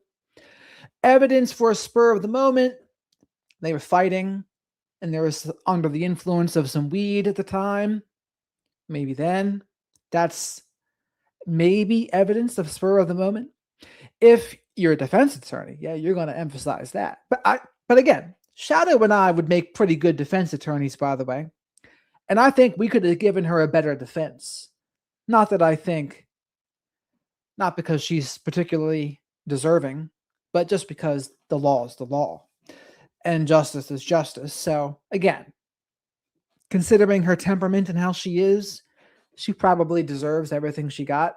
But that's not necessarily how the law works. The law doesn't really care sometimes if you're a bad person in other ways. It's just, what was this? Was this intentional murder? Or was this spur of the moment something else? The court decided, and by court, I mean the judge, because it was a bench trial, decided that it was intentional murder. Having just been responsible for the deaths of 2 people. There was no medical condition that caused this as an accident. There was no mechanical failure of the car. The record is clear on the facts and the evidence. Her mother's uncorroborated statements without any medical testimony or records is not persuasive. It is also important to remember that even if Mackenzie intended to also die in this crash, that is irrelevant. A failed suicide attempt is not a defense to murder. A failed suicide attempt is not a defense to murder. I mean, that makes sense.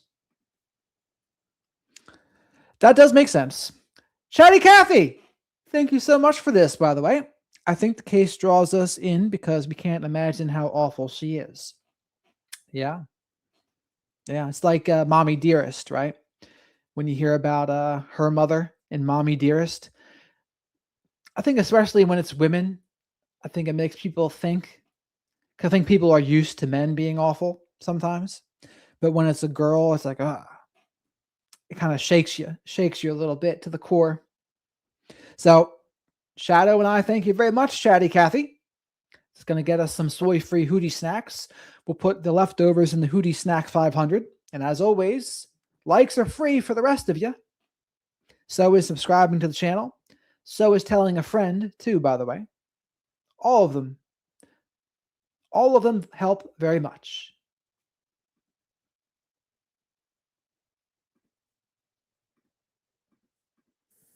And even in a murder-suicide attempt, when the perpetrator executing the plan survives, the other death or deaths are still murder. There's only one person who's responsible for the pain of everyone in this room, and that person is you, Mackenzie. Nobody else is responsible.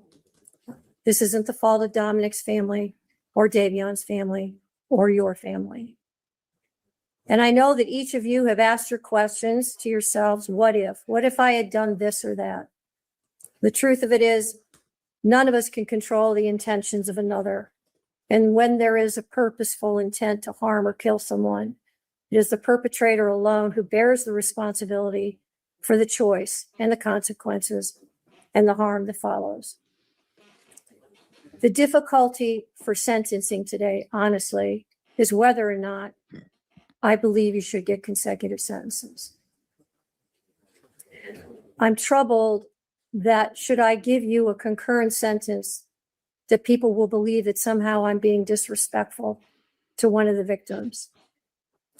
And on the other hand, I have to weigh the punishment.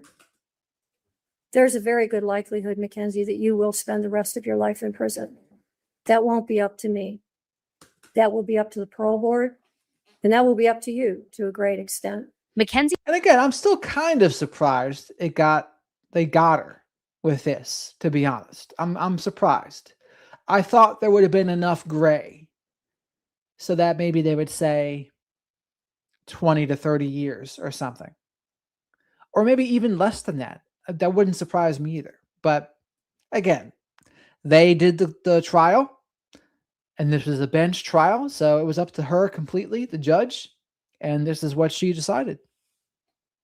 He was sentenced 15 years to life, meaning she will be at least 34 years old during the first time that she is eligible for parole.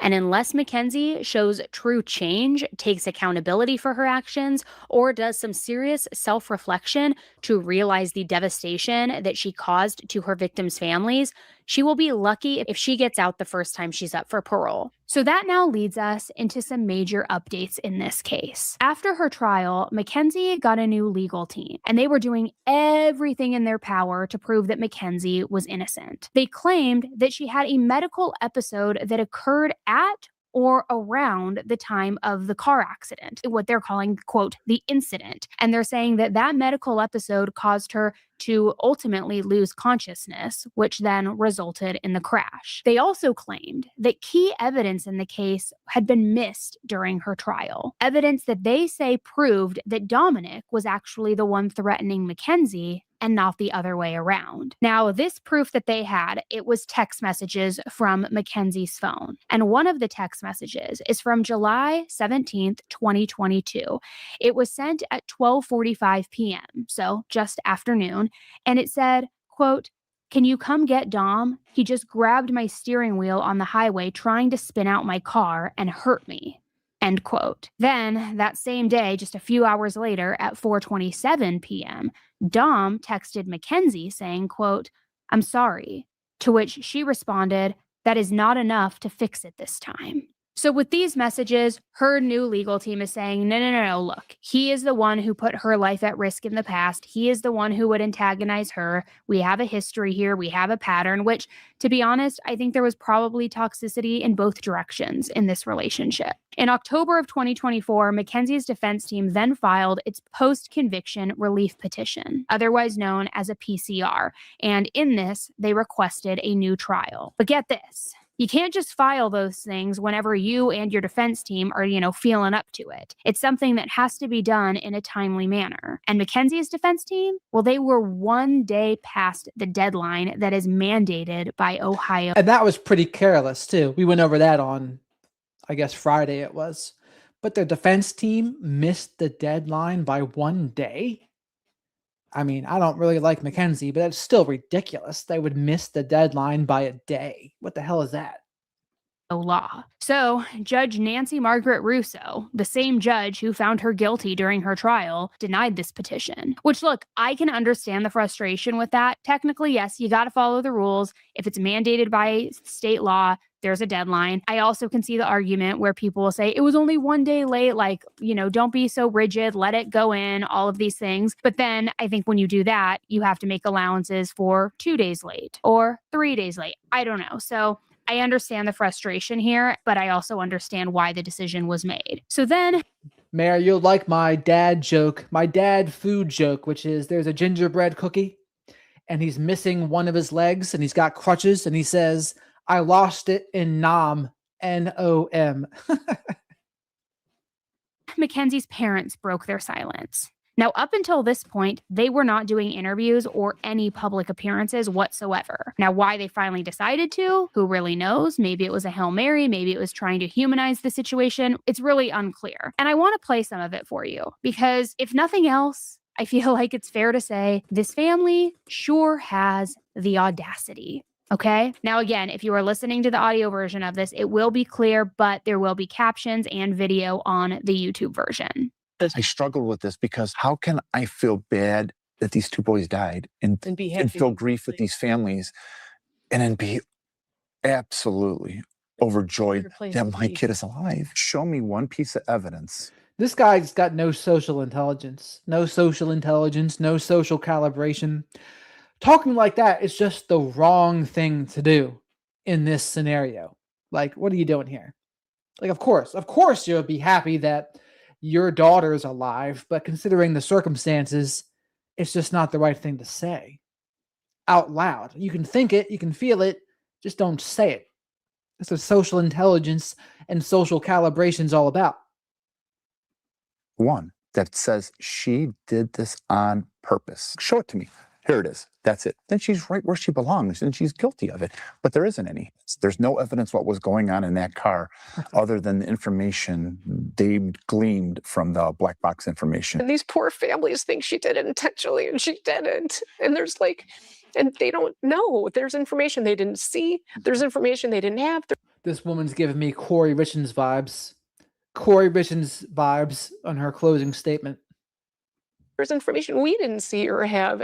Should she be in prison for murder? No, absolutely not. Should she be in prison for aggravated vehicular homicide? I don't even know about I that don't aggravated part. know about the aggravated part because I don't think you can still say why was going on the car. Should she have been charged with reckless vehicular homicide, 2 counts? I don't Absolutely.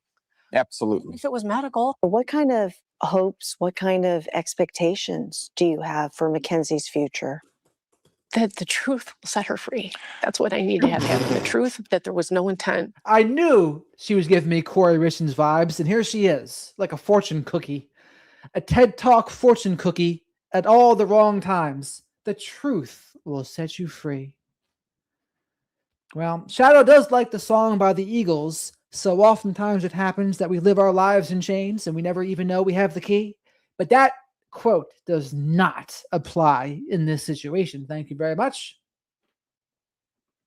That part, the truth will set her free. So when I first saw this interview, my jaw was on the floor. Honestly, I don't even really know why. I mean, Mackenzie's mom had proved to us before that she just rambles and makes excuses for her daughter. So I don't know why I expected her to change or for there to be a different tone to this conversation or what, but it did somehow still surprise me. And I think if I were Mackenzie, I'm just, putting myself in her shoes for a moment, I'd be telling my mom, zip it, stop talking, go into hiding. I don't need you speaking on my behalf anymore. Because at this point, if she keeps it up, she may ruin any chance of Mackenzie ever getting out on parole. And while we're on the topic of the whole Sharilla family, we also have to go over another thing. I never had too much hope that Mackenzie would show actual remorse. I think she's entitled. I think she thinks that the rules don't apply to her. And I just never expected to see genuine remorse from her. Because to me, Mackenzie has already proved that she has always seen herself as the victim and that she probably always will think that way. And in the summer of 2025, there were some jail calls between Mackenzie and her mother that were released. One of the calls was from August of 2023, and it was about a court hearing that Mackenzie had been through. And instead of just describing this call to you, I'm going to play you some clips again because I feel like it is much better hearing things through their mouths and how they deliver the statements.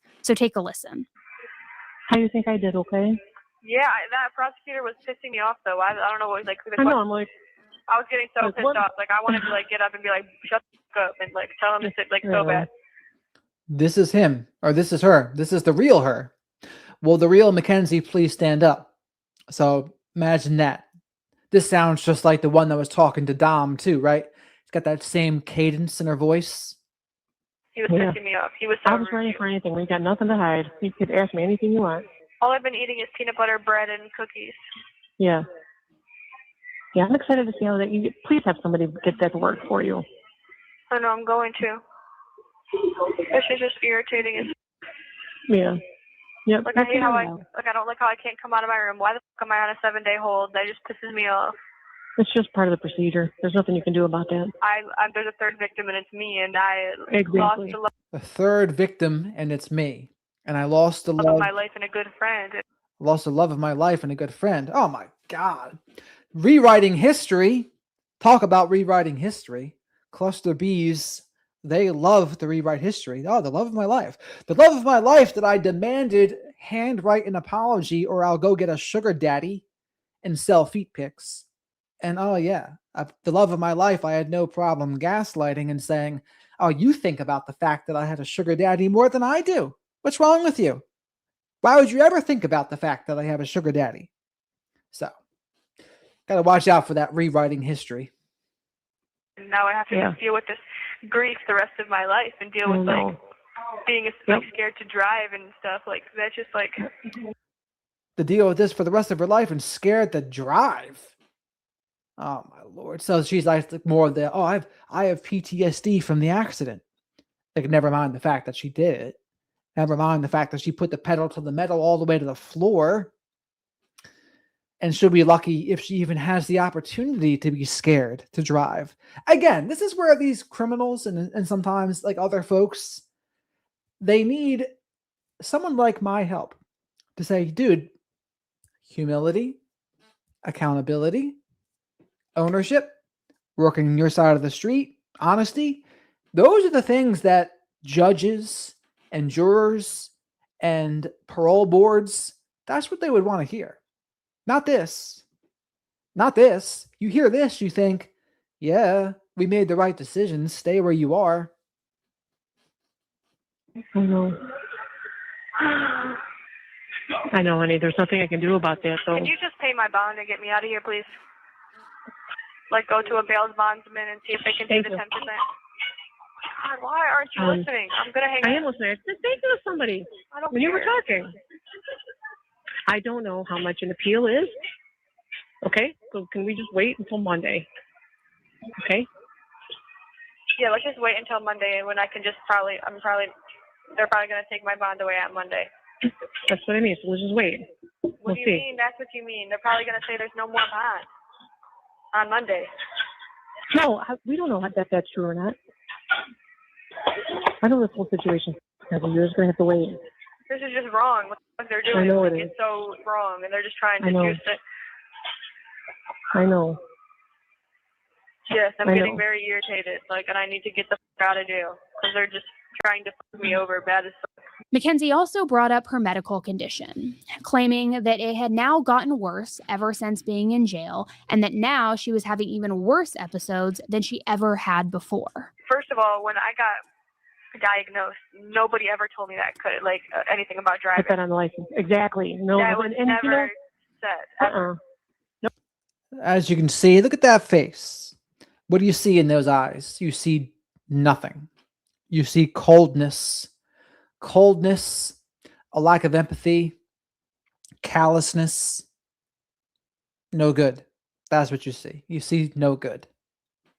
Nope. And if we do have to, then we will. I don't care. Why would we lie and just not do that? Never. If I knew that could affect my driving, I probably would never drive. People are allowed to drive with that, so don't say that. And ever since I got in here, it's been bad again. I don't know what it is. I blacked out the other day, and it was so weird. It was not normal. It wasn't bad how it usually is, but it was also not good. I don't know how to explain it. It was just the first time I ever had a blackout like that. It was weird as fuck. I don't know how to explain it. Well, just make sure you're eating. Well, it sounds like this is her trying to build her case to be, oh yes, I black out like this with my medical condition.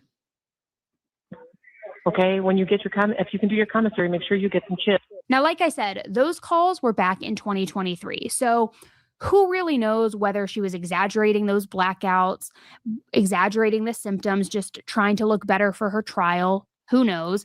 But it does seem to me, at least, like she still is standing by the idea that she had some sort of medical condition. And I'm really curious to know what you think about that, though, because when this case first exploded, it felt like, honestly, the overwhelming majority of people believed that Mackenzie was guilty, that this was intentional, entitlement, audacity, all those words, right? No question. But now, with some of these text messages coming out and Mackenzie and her medical condition claims, do you feel the same? Do you feel like there's room for, questioning that and that maybe it's not as black and white as people thought? No, I mean, all the phone calls and the text messages and the other evidence, the videos of her trying to huff and puff and blow his house down, all of that points to her being more guilty than innocent. So none of that evidence helped her case. Chat, do you think any of that evidence helped her? I certainly don't.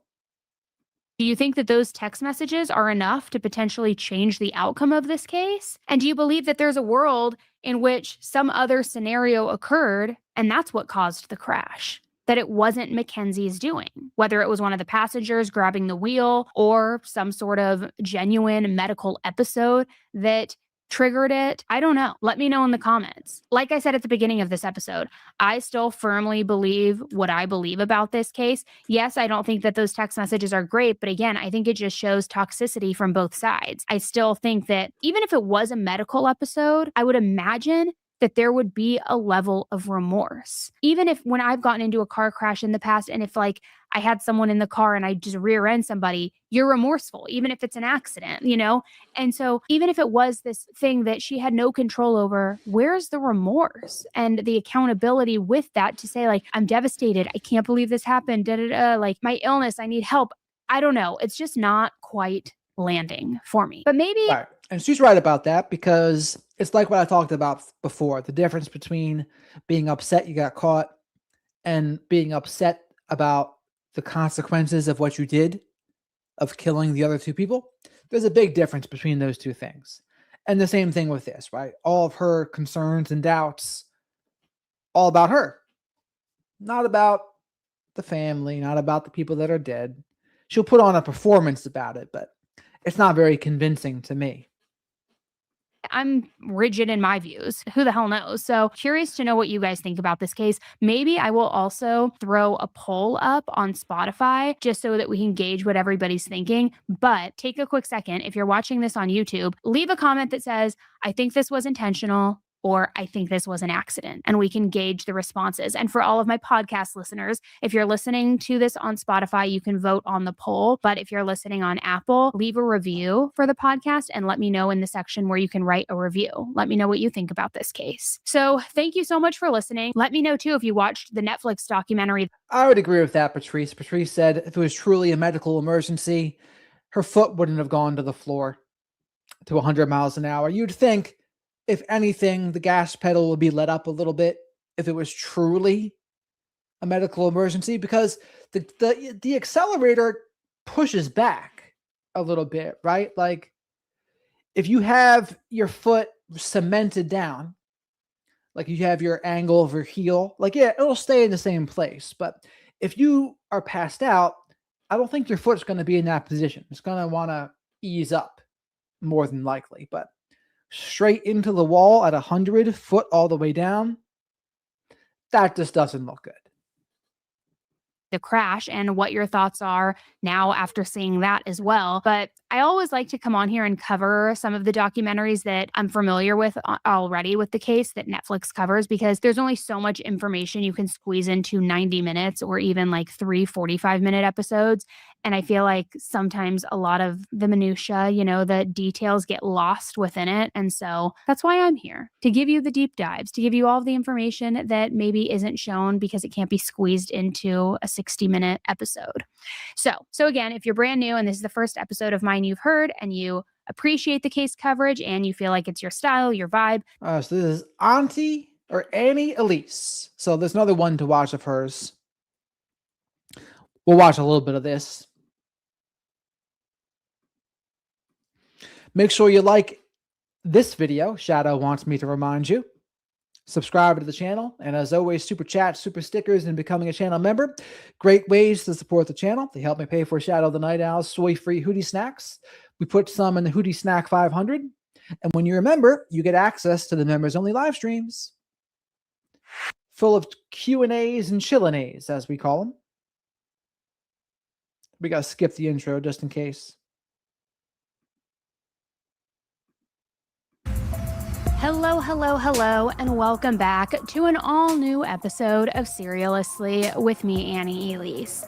Now, you're noticing, I'm sure, that this is a bonus episode. It's not the typical Monday or Thursday episode. It is a bonus episode, and here's why.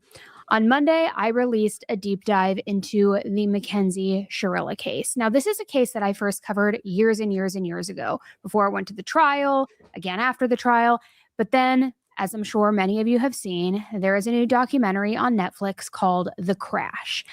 It is polarizing. Everybody is glued to it. There are a lot of conflicting opinions out there about, did she do it? Did she not? Was it an accident? What happened? Was it a medical emergency? All these things. So I did a deep dive on Monday where I went through, we review footage, phone calls, timelines, receipts, screenshots, everything that Netflix basically left out. Okay. But then I was remembering, okay, a couple of years ago, back in 2023, someone reached out to me to participate in a documentary on this case. And with that, they sent me the police report, different reports from the prosecutor's office, all these different things. and I saved all of it. You can see here I have pages and pages and pages. And again, this is Annie Elise. Big following. She's got like 1.5 million, if not more. 1.66 million. And pages, and I had like my notebook with, that I was scribbling in feverishly, all of these things.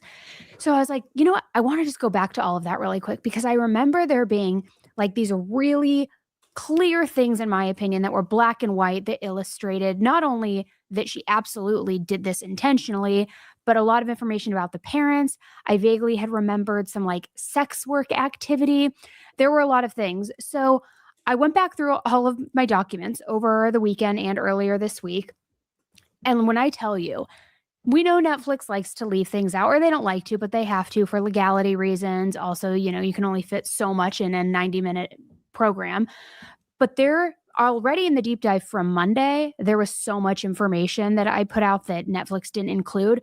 But then I was like, wait, there are 5 bombshells, I should say, that Netflix left out. The biggest ones, in my opinion, that I feel like give so much more context to this case and what the truth really is. I'm talking more information about her parents. So the sex work is she was selling feet pics, and Dominic accused her of letting a guy get off using her feet, which implied in person, by the way. So not just selling feet pics. And she seemed to agree to that. She seemed to concede that, yes, we were broken up. So yes, I let a guy do that with my feet. And granted, she was 17 at the time as well, doing this. Her blood sample from the morning of the crash being disposed of by the doctor, being thrown away, no drug test ordered on it, but actually like being completely disposed of. Actual past behavior allegations from her friends, which some people spoke out in the documentary. In my opinion, the majority of them were trying to protect her, but like actual testimony from friends where they verbatim say that she was constantly threatening self-harm, reference the toxicity of their relationship with Dom. And then also her own dad in the police report, which don't worry guys, I'm going to read these documents to you like verbatim, but her own dad in the police report saying that Mackenzie did this intentionally.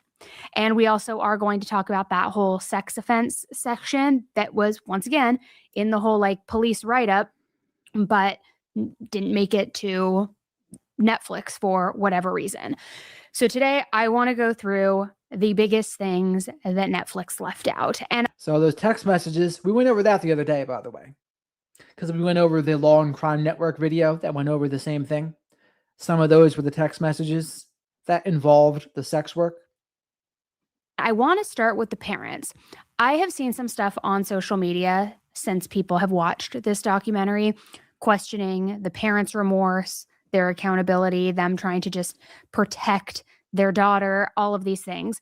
But there are a few things, and I have my notes here, the police reports here, but there's a few things I want to go through with you on this, because I found this information pretty interesting. And again, I think it provides context. So I want to share it with you guys.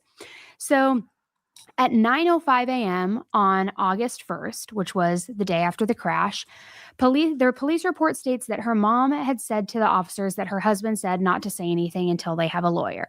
We also did hear that in the documentary. But adjacent to that, she also said immediately, this was the day after the crash, she said that she was worried about the public's reaction on social media. That was her primary concern within 24 hours of the first responders arriving to the crash scene, finding out that these 2 boys were killed, her daughter still in the hospital. And I want to read this for you verbatim. So this was at 9:05 a.m. and it says, I have my highlighted section here. I'm just going to, go forward a little bit.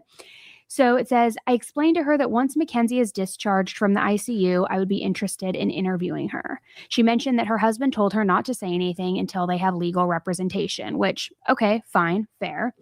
I encouraged her to pass my contact information along to her attorney. So we agreed that I will call her next week to check on Mackenzie's status. But then Natalie expressed concern about the public's reaction on social media, as if that is like the biggest deal right now. And the reason I bring that up is because it all goes into perspective. And let me just continue on here. It's because actually, maybe, let me see. I'm going to just look at my notes. Actually, I guess I'll just talk to you about this right now. We did see in the documentary how while Mackenzie was recovering within just literal days after the accident, 2 days after the crash, I don't want to say accident, 2 days after the crash, as a matter of fact, when brands were reaching out to Mackenzie on her social media being like, hey, can we use this photo? Can we do this? And her mom was responding as her being like, oh my God, we would love to collaborate. Like, we've been trying to contact you, da da da da da.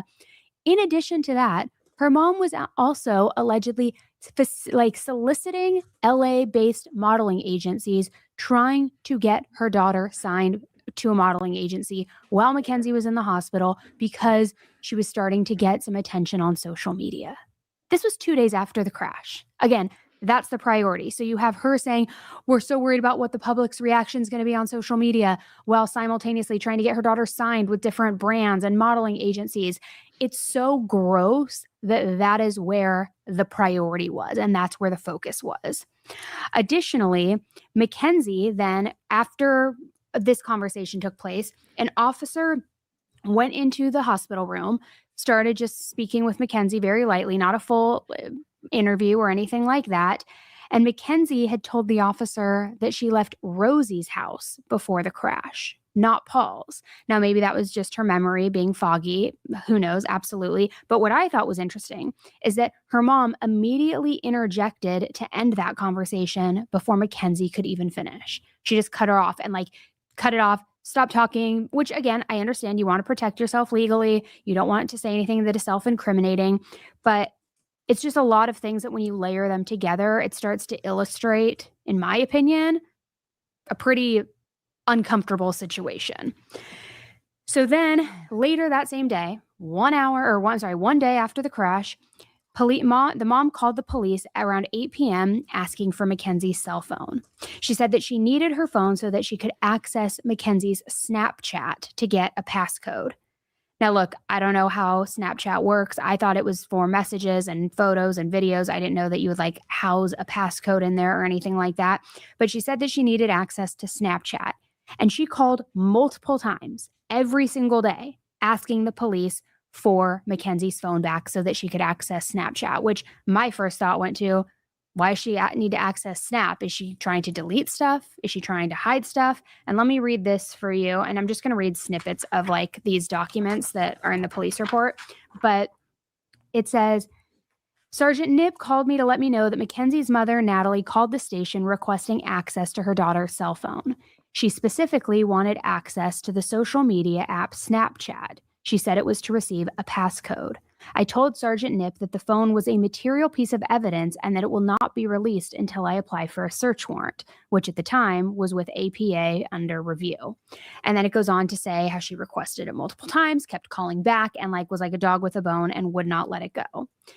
Then the following day, on the 6th of August, so now 7 days technically after the crash, her mom called the police and she reported that there were mean people on social media who were blaming Mackenzie for the crash and alleging that she had killed Dom on purpose.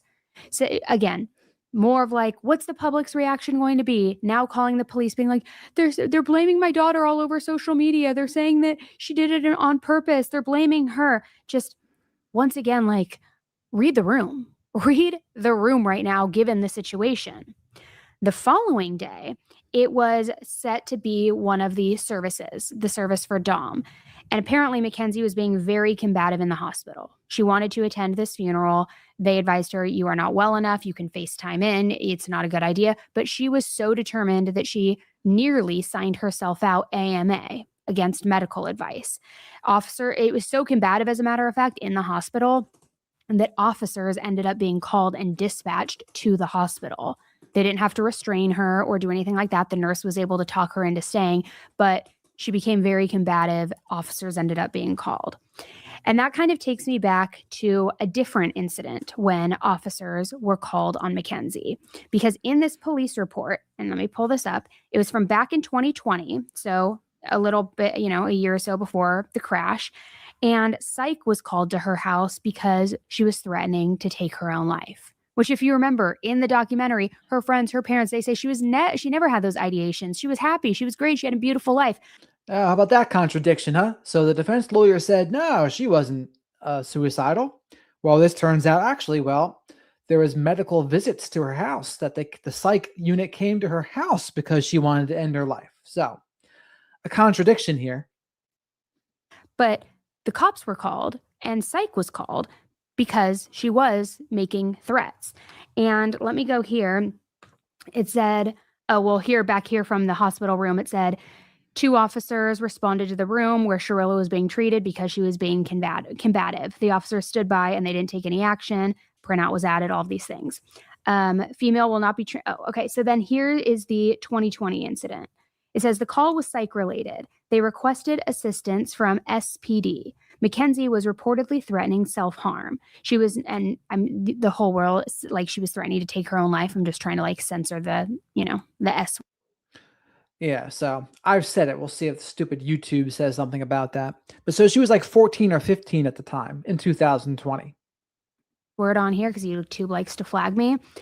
She was not transported for an evaluation. During the call, SFD requested the SPD officers respond. So the fire department requesting that the police department respond, but no reason was given. The following disposition was then entered by the dispatcher into the call. It says, female will not be transported to the hospital. Parents do not think that her threats are real. They do not believe that she will hurt herself.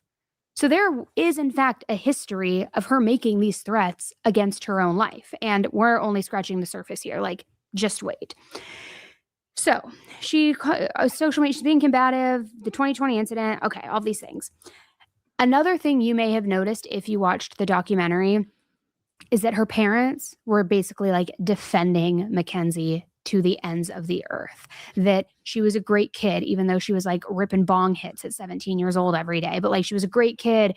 She never got into trouble. She was responsible, even though I also will talk to you about potential alleged sex work in a minute here, but defending her to the death, right? Mackenzie could do no wrong. She's an angel.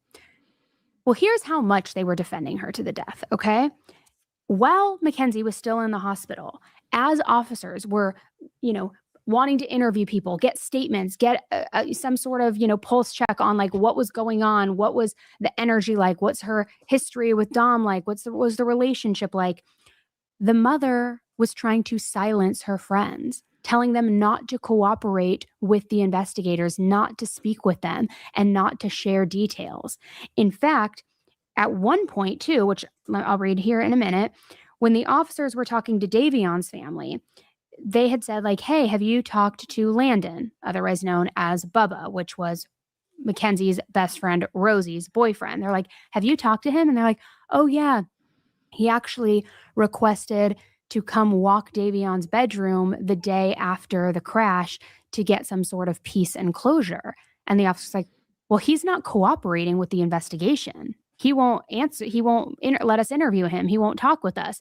Then they further went on to say that while Bubba, Landon, was at the hospital, Mackenzie's dad went up to him and said, help me save my daughter, saying that, I don't know, like that was after the mom had said to all the friends, don't talk to the police, all of this stuff. And let me read this for you. It says, so next I inquired whether Davion's best friend, Landon Bubba Turner, had been in contact with them. They both, and this is Davion's parents, okay? They both stated that immediately after the crash, he requested and was granted permission to walk through Davion's bedroom as a means of seeking closure. When I informed them that he was not cooperating with the investigation, they mentioned that Landon had told them about an encounter that... So Danielle asks, do you think she's going to end her life in jail or prison? I actually think no. I think she's actually enjoying some of this attention, I think she's got a lot of male simp admirers on the outside world too. And she'll probably have some sort of lesbian relationship there. She was seen with hickeys on her neck. So, I don't think she's, especially without substances. If more substances were in the mix, maybe. And granted, you can get substances in prison, for sure. But the quality of said substances certainly not as good. They get stomped on. But some people have said it's easier to get substances in prison than it is on the outside. But that really depends. So do I think she's going to do that? Actually, I don't think so. I think she's going to hold on to hope at least for now, that she can get a retrial and maybe she gets off the hook. Now, if that changes, sentence confirmed, maybe it changes things. I don't know. I don't think so, though. That he had with Steve Shirilla at the hospital. He was visiting Mackenzie, and according to Landon, Steve looked him in the eye and asked him to help save his daughter. Now, this, I think you can read into it a couple different ways. One, why isn't he cooperating? The dad is also asking him to help him save his daughter, which I would argue is not a passive-aggressive statement, but like a statement with a significant undertone to it. And he wanted to go walk the bedroom to seek closure of his friend, yet he's not willing to cooperate with the investigation and answer any questions. That doesn't make sense. How are you, if you're so torn up about your friend's death, so much so that you need to walk his bedroom to seek closure immediately after, and you're asking his parents for that, why are you not forthcoming with the police and giving them information? Just doesn't make sense, right? So I already talked to you too about how like the priorities seem to be replying to the brands, contacting the LA modeling agencies, what the perception is going to be on social media, and her friend and her parents basically defending her to the death. Mackenzie runs the show, in my opinion, 1000%. I agree with that. That's what I've said before too.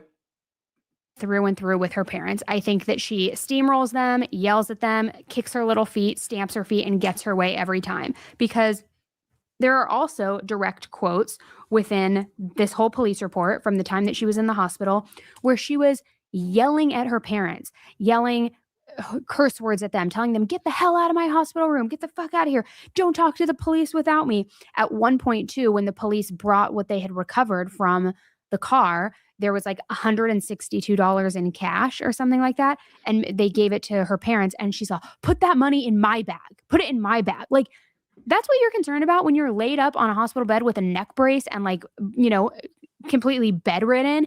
But that's how she was. She was verbally aggressive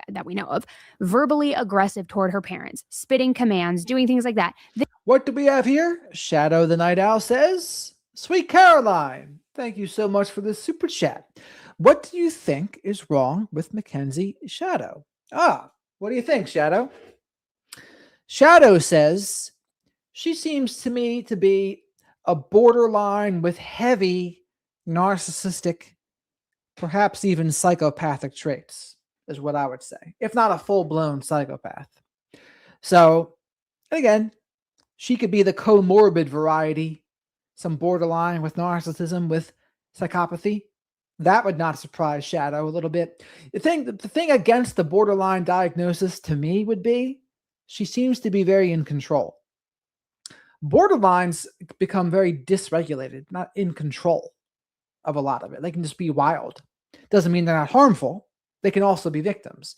But to me, she's got too much control. So that leads me to believe more malignant narcissism / psychopathy is what Shadow would think.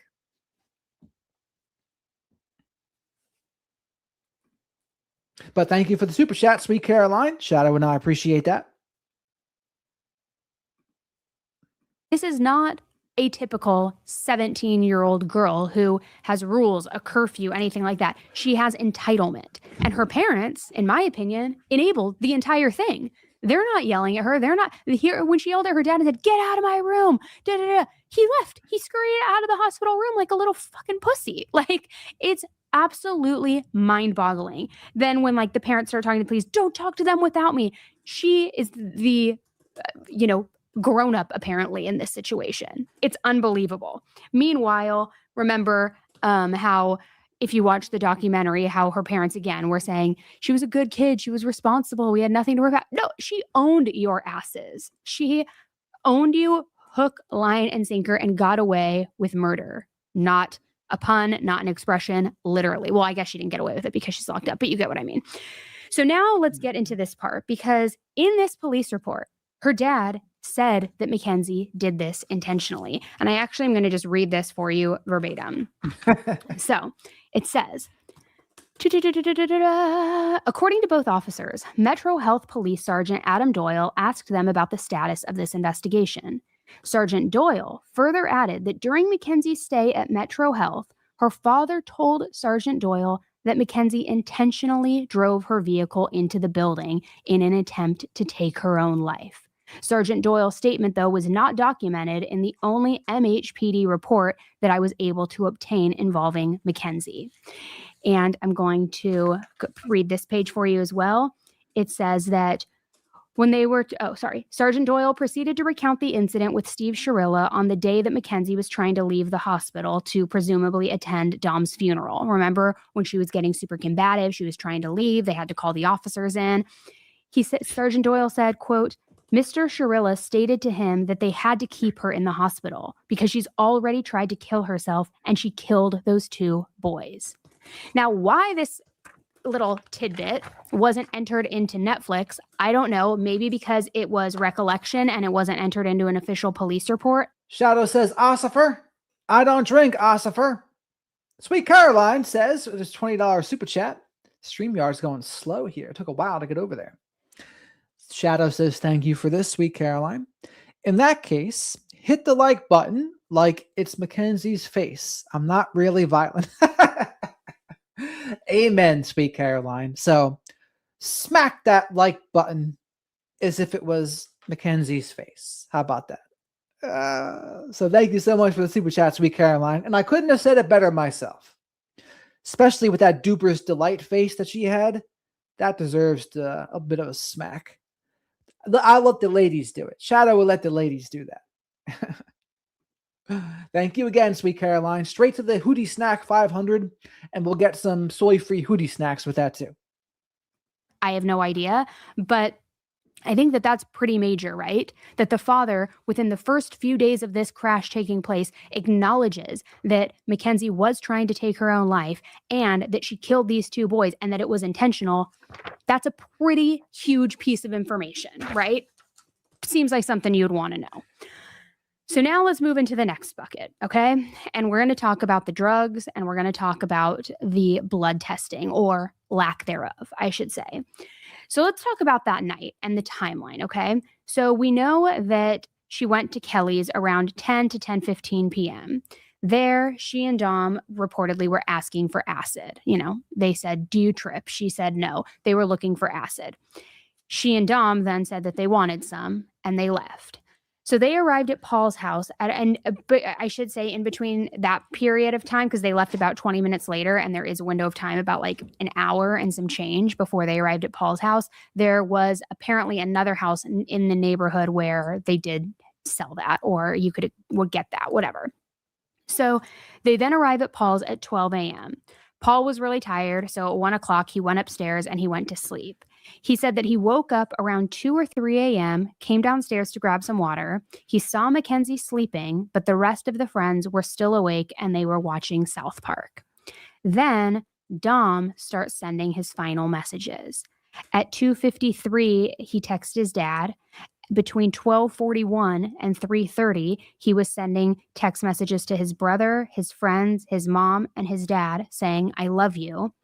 And then at 2:41 a.m., he tried to FaceTime his friend Blair, which Blair later said that this was very unusual for Dom. So the group then leaves at 5:30 a.m. And we know that the crash happens and all of that. But here, I think I'm going to sneeze. Here is what's really frustrating. There was no drug testing conducted on her initial ER blood sample because the physician canceled the order. The ER did not even test for drugs. And I'm going to go to this page and I want to read this again, verbatim. So, okay. I called Metro Health Records Department to inquire about the life flight report and the toxicology report. I spoke with, I'm going to leave it blank, who said that the life flight report will be included among the documents requested in the search warrant. Debbie, okay, I didn't put a last name, whatever. Debbie further stated that no drug testing was conducted on Mackenzie's blood because a physician canceled the order. I called APA Troop to inform him that according to the Metro Health Medical Records Office, what was going on and that the ER did not test the blood for drugs. Then a blood sample from several days later, the 3rd of August, was taken and remained at the hospital and sent for testing. So that initial blood sample while she was in flight, while she was getting help in the ER, was discarded of based on the directive of the ER physician. Why? Who the hell even knows, right? So, here's another thing that's really interesting and frustrating. The sample from the 31st, the day of the crash, that was discarded and disposed of, was disposed of after. So I'll say this. They used to think, Sweet Caroline, you have to be a certain age to get diagnoses. Dr. Salerno doesn't agree with that. Now, the only exception was 18 for antisocial personality disorder.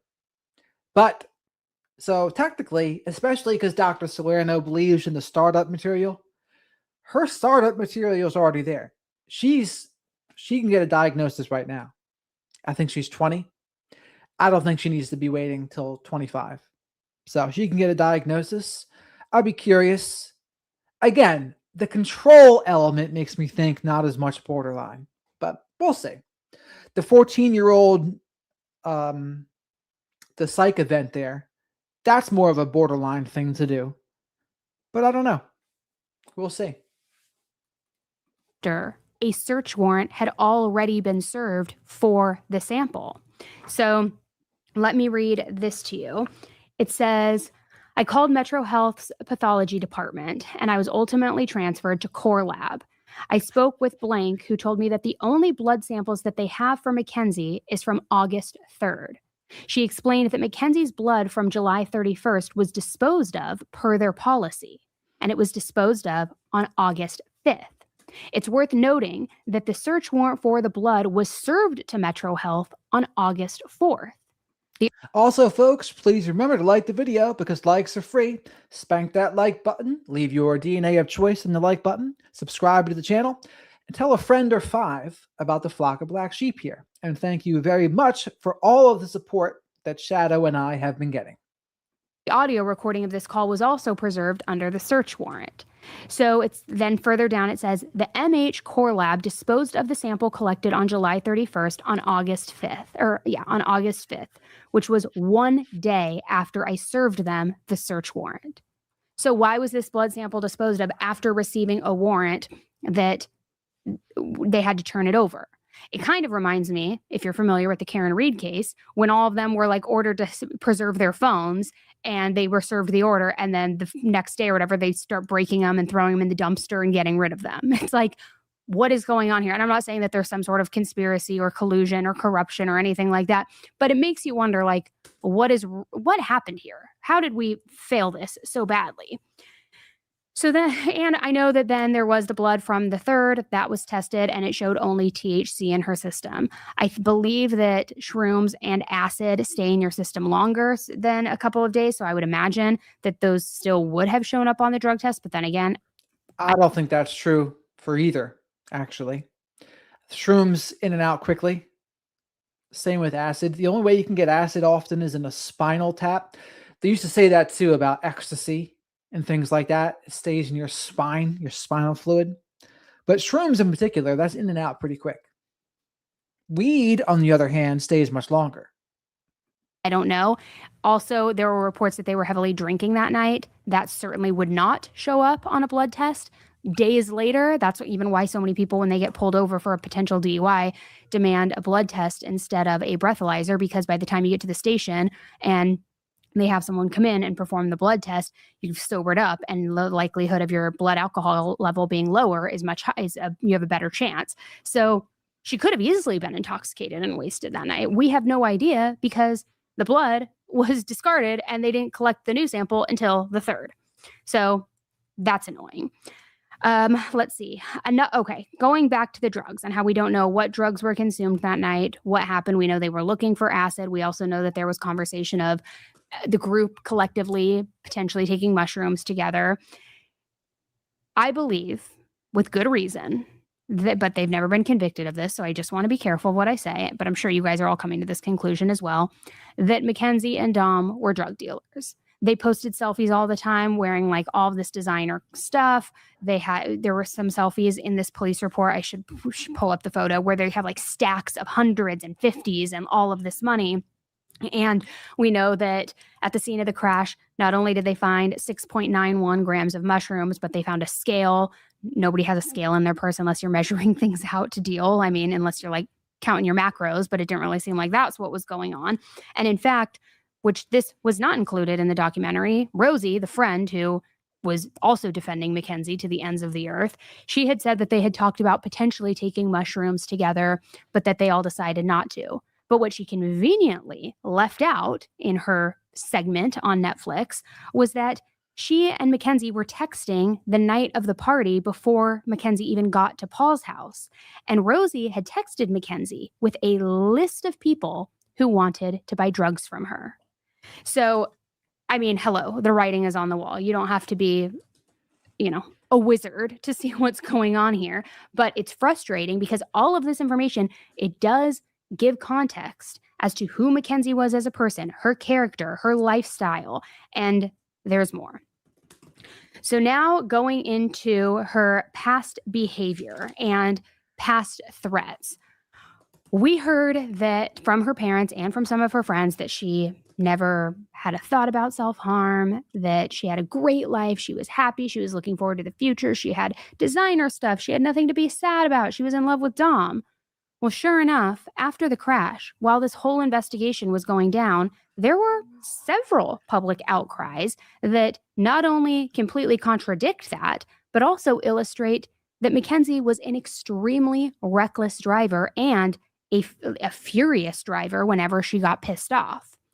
So much so that a mom of one of her ex-boyfriends contacted the police during all of this, saying Mackenzie had actually threatened to not only take her own life, but to kill Dom in the past as well.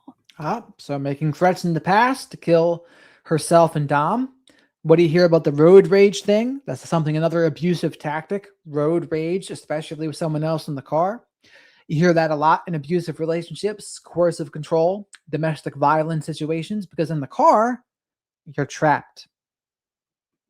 Paul, one of the friends, spoke with police and said that he refused to get in the car with Mackenzie because, quote, she was a bad driver and, quote, got into fights while driving.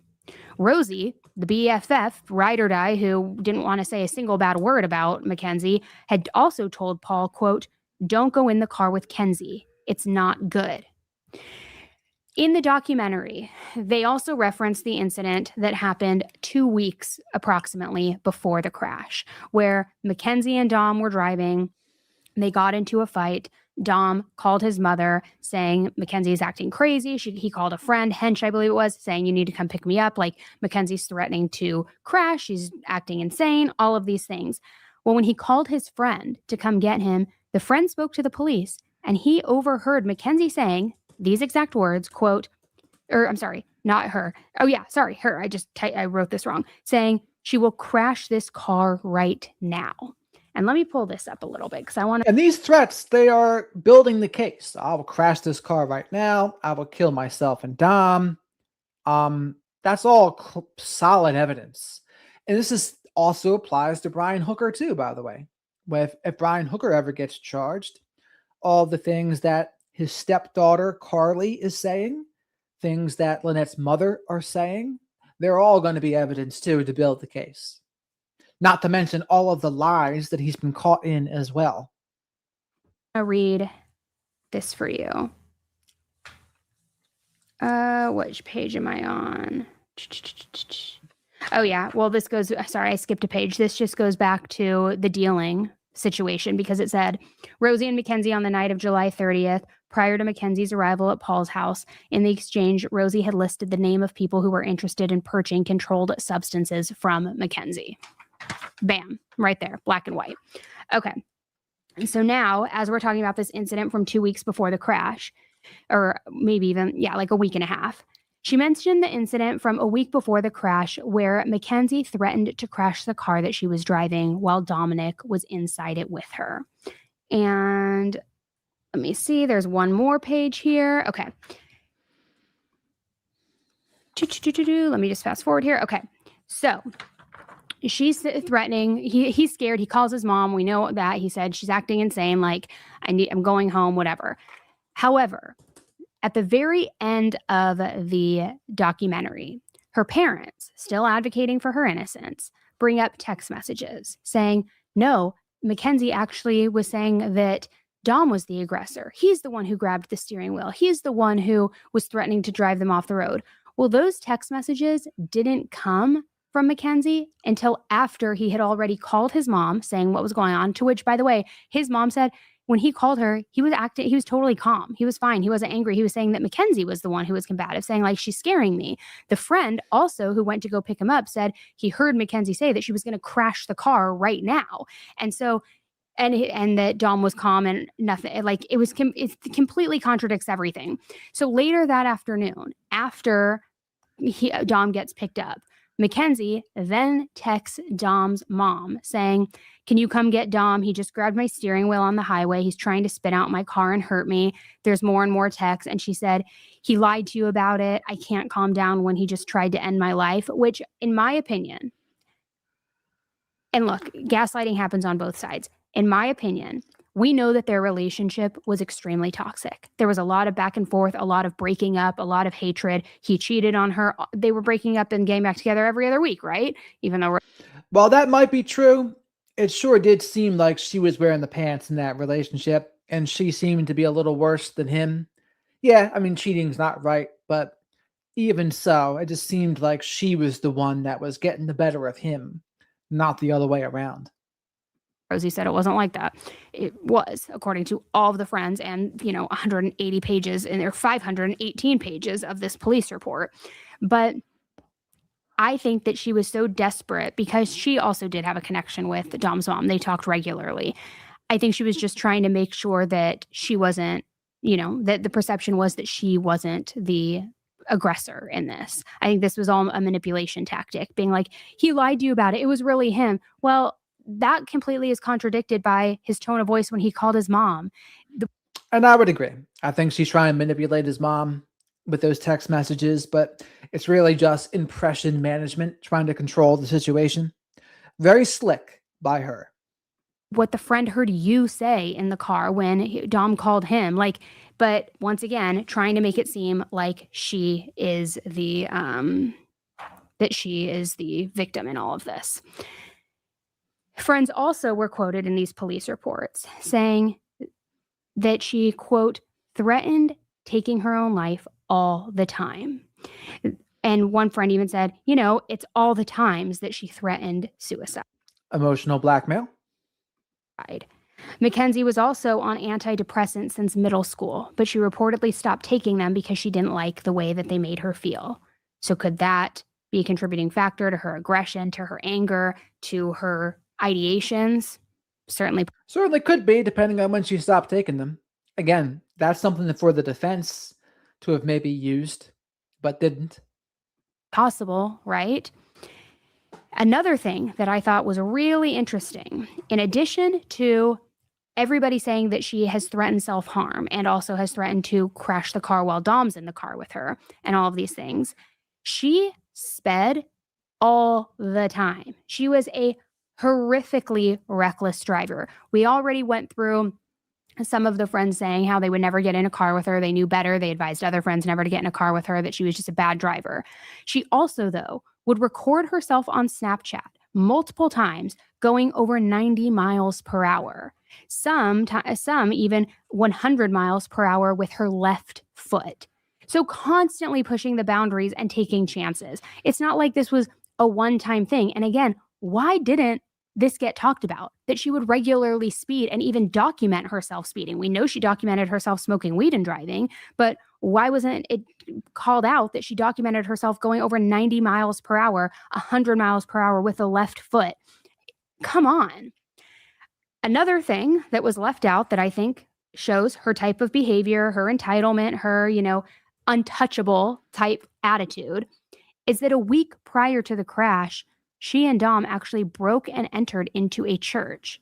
This church had been for sale and abandoned for about 5 years, but they broke inside. They were taking selfies. This is all in the police report. There was about $85,000 worth of damage apparently inside this church. None of this ever went forward, obviously, given the situation and what happened.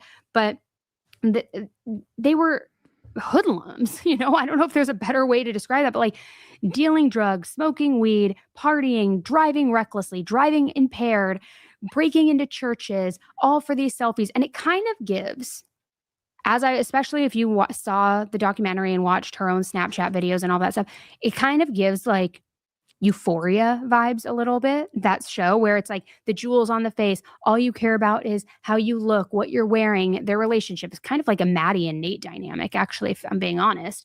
And it's like glamorized in their lives. It's almost like they think they're living in a TV show or something. Another thing that I think speaks very highly to her character, or lack thereof, is that on September 17th, 49 days after the crash, she went to a Kid Cudi festival and was partying her face. Shadow says, thank you very much, Sweet Caroline, for this. You're looking so adorable today, Shadow. Soy hootie snacks from all of us. You hear that, Shadow? You're going to make Shadow blush. Says you look so adorable. So, Shadow always does love Sweet Caroline. Shadow loves everyone, though, too. So thank you very much, Sweet Caroline. I'm very grateful for that as well.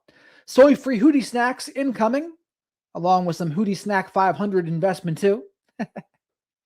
And as for everyone else, got to help us get to 100 likes. I know you all can do it. There's over 100 people now here. 140, no excuses. Off and posting about it, and so happy. And we saw the thing about Halloween and all of that, but didn't see anything about that. How just, a little over a month later, she's out partying. It doesn't show remorse to me. It doesn't. And I get it. You move on with your life at some point, but like, I don't know, a month and a half after this horrific accident, when you were in the hospital for a big chunk of that too, it's like, really? And now I want to get into the alleged sex offenses. And I want to read this verbatim because I don't want to have anything that gets, misinterpreted or room for error or anything like that. But it seems as they were looking through Snapchat history and as they were looking through her apps, investigators discovered that she was receiving quite a bit of money through Cash App, which could have been substance dealing, obviously. But then there were also photos that were reportedly being exchanged on Snapchat from her to other users in exchange for money. This is all alleged, okay? But I'm going to read to you what was in, the report here. So it says, the purpose of the investigation into suspected sex offenses committed by Mackenzie was for the purpose of confirming or dispelling the possibility of her having been victimized and forced into committing unwanted acts. Detective Glover and I reviewed approximately 31,000 pages of material containing 93,000 text message exchanges between Mackenzie and Dom beginning January 2020 until July 30th, 2022. The messages were obtained pursuant to the search warrant for Mackenzie's cell phone. Messages indicated that Mackenzie voluntarily engaged in suspected sex acts with other people, likely in exchange for monetary value, without being forced to commit those acts. So, meaning Dom wasn't the one facilitating all of this. She did this on her own, kind of like an OnlyFans, but through Snapchat, sending videos, photos, getting money in return. However, this was a point of contention in her and Dom's relationship. Here's some text messages I'm going to read to you. This is probably what she's going to read that we went over the other day about the feet pics. This one's from January 25th, 2022. So, 6 months before the crash. Mackenzie wrote to Dom, "You realize I'm just going to get a sugar daddy and start selling." Right. This is exactly one. I can read what she's going to say. So she says, ready for this? This is wild, but it's the definition of emotional blackmail and gaslighting. Mackenzie, you realize I'm just going to go get a sugar daddy and start selling feet pics, and I'm going to be doing just fine. So this is really your last chance to handwrite me an apology or fix this, or we're really done. Dom says, yeah, you let a dude F your feet for money like 6 months ago. Mackenzie, we were broken up. And then it was feet pics. The feet laugh my ass off. Once again, then leave. Dom says, yeah, I love you, but last time you started hanging with her, you literally let her sell your body to that random dude. And she hooked you up with that dude. Mackenzie, we are broken up, and it was just my feet. Do you think about it more than I think about it? Gassing them up. Selling feet pics, and I'm going to be doing just fine. So this is really your last chance to handwrite me an apology or fix this, or we're really done. Then in another text thread on March 5th, 2022, Dom wrote to her, "Yeah, you let a dude fuck your feet for money like 6 months ago." Mackenzie replied, "We were broken up." Mackenzie added, "We were broken up and it was feet. LMAO. Once again, then leave." He's pissed because I don't want to get too graphic here, but let a guy have sex with her feet. You can illustrate that in your mind, how it works. I remember when I was in high school, it was called like titty fucking. That's what people did, but apparently feet fucking is now something. But she's like, well, yeah, we were broken up and it was feet. So who cares? And if you have a problem, leave. That's what she's saying.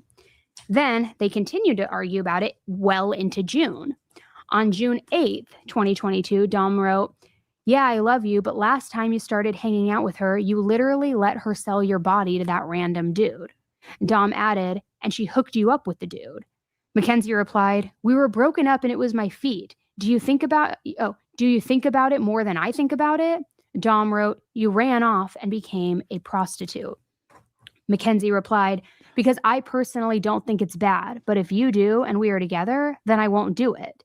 Dom wrote, "You could never tell your family you were a pro." Mackenzie replied, "Because it's only my business and it's not soliciting or, the P word, prostitute, whatever." So clearly he didn't like what she was doing in the many cycles in which they were broken up and she would then get money from from other men instead of. I don't understand the question, Dana. What kind of personality is a person that will take and take and take is before they get upset over whatever someone is doing or saying? I don't understand that. Him, because he was the one who was bankrolling her life for the most part, but during the breakup cycles, she would sell photos, images, or apparently hook up with men, allegedly, for money. Then on June 5th, there was another message where Dom wrote her and said, "Kenzie, there is always going to be problems if you're hanging out with someone who got a dude to fuck your feet for money." So this was a problem all the way up until a month before the crash, something that they fought about regularly. And again, if you see all of her social media activity, she lived on portraying herself with this lifestyle, these designer goods, hair and makeup perfect, sexy poses, all of these things. That's what it's, and, ripping bong hits, like that's what she prioritized. Now, this is just my personal thing that I noticed when watching the footage, and I've been saying this for years. In the footage of the crash itself, and it's very difficult to tell because it is dark, obviously, and there's certain flashes and lights that are used that show things, and like we know light bounces off of windows and all things like that. To me, and this is just my opinion, you guys watch the footage yourself, if you want to rewatch it, it's horrific to watch, but to me, it looks like when she is taking that corner very slowly, in control, before then gunning it, it appears that Dom is in the passenger seat and that he's on his phone. Because I think what I believe I see is the light from his phone facing upward. It's a bright screen. It's a completely dark car, but then a bright screen in his hands. I would argue that they were arguing about something. She was pissed he was on his phone. She was asking who he was talking to or something. And because she was totally in control around the corner as that happened. And then from there is when she guns it, goes, doesn't hit the brake, and hits the wall. So Dana, someone that takes and takes and takes, it doesn't get mad easily. That's just someone that's exploiting.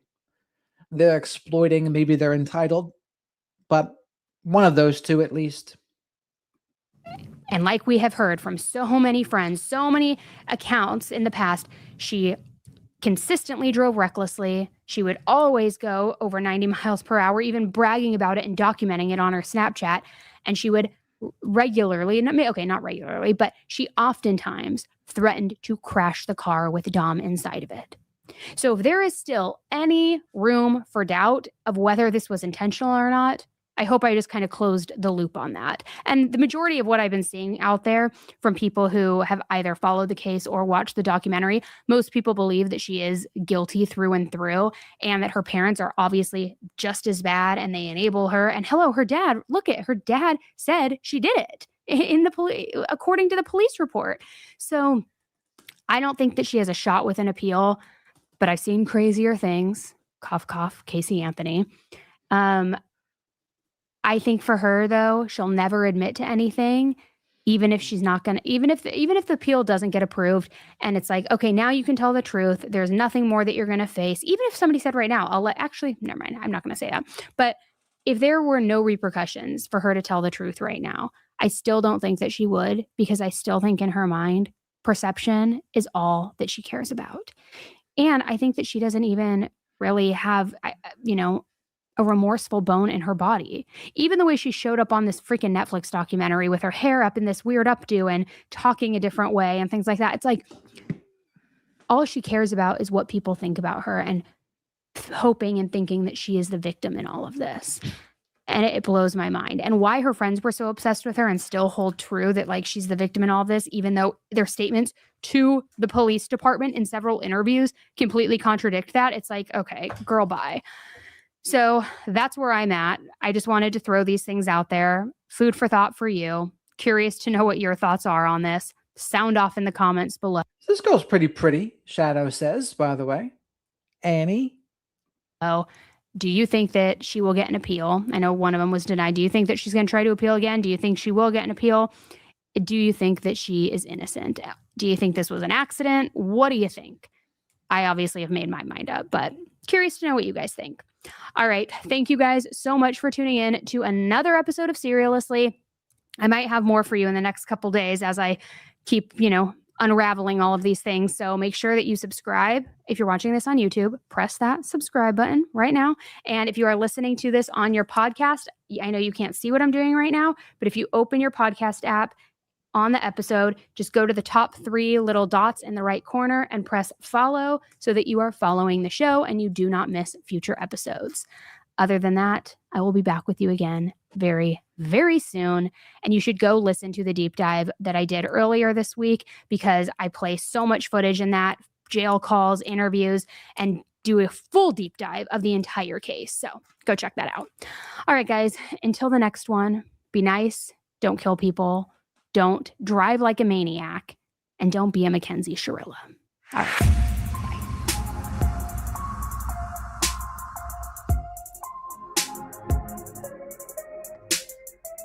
Alrighty. That's all she wrote for the night, folks. So make sure you like the video and subscribe to the channel, of course. Thank you very much for all the super chats, super stickers, and the people that became a member or gifted memberships. Yeah, I think she's cool. A good, straightforward knowledge. Good person to go over in the future. Ideally, though, I think it would be even better to invite her to be a guest on the show, to interview her. That would be more interesting, by the way. So, that would be... Shadow says, Jared, I want you to try to get her on the show and interview her. And I said, yes, I think I will. I think I shall try. I'm in the talks with Matthew Murphy as well. Dana says... Sweet Caroline, and to the Mavs, Ruth, everyone, Teresa, Dana, Bethany, Gina. I liked it a lot. I think the golden child is my brother, but I think our parents pushed him into it. He had asthma and couldn't stop doing sports activities, but he could do musical instruments. Well, according to Dr. Salerno, he would say your brother probably had part of it, that he was in on it also, a little bit. I think that's what Dr. Salerno would say. But again, I don't agree with Dr. Salerno on every single thing, but many things I do agree with him on. And yes, Teresa, she does have a lot. 1.6 million. She might look down on us. She'd say, who are you with under 100,000 subscribers?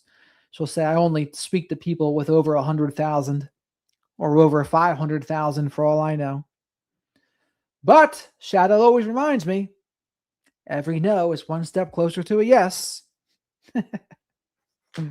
Every no, fail forward Every no is one step closer to a yes. That sounds about right, X. Probably a good Lifetime movie. Thank you, Chatty Cathy. Thank you for your support as well. Hi, Chad. All right, everybody. Till next time, folks. Might be a surprise. We'll see. We'll see what's next on the docket. And again, thank you very much for all the support. Shadow and I will be back again soon. Love you all too.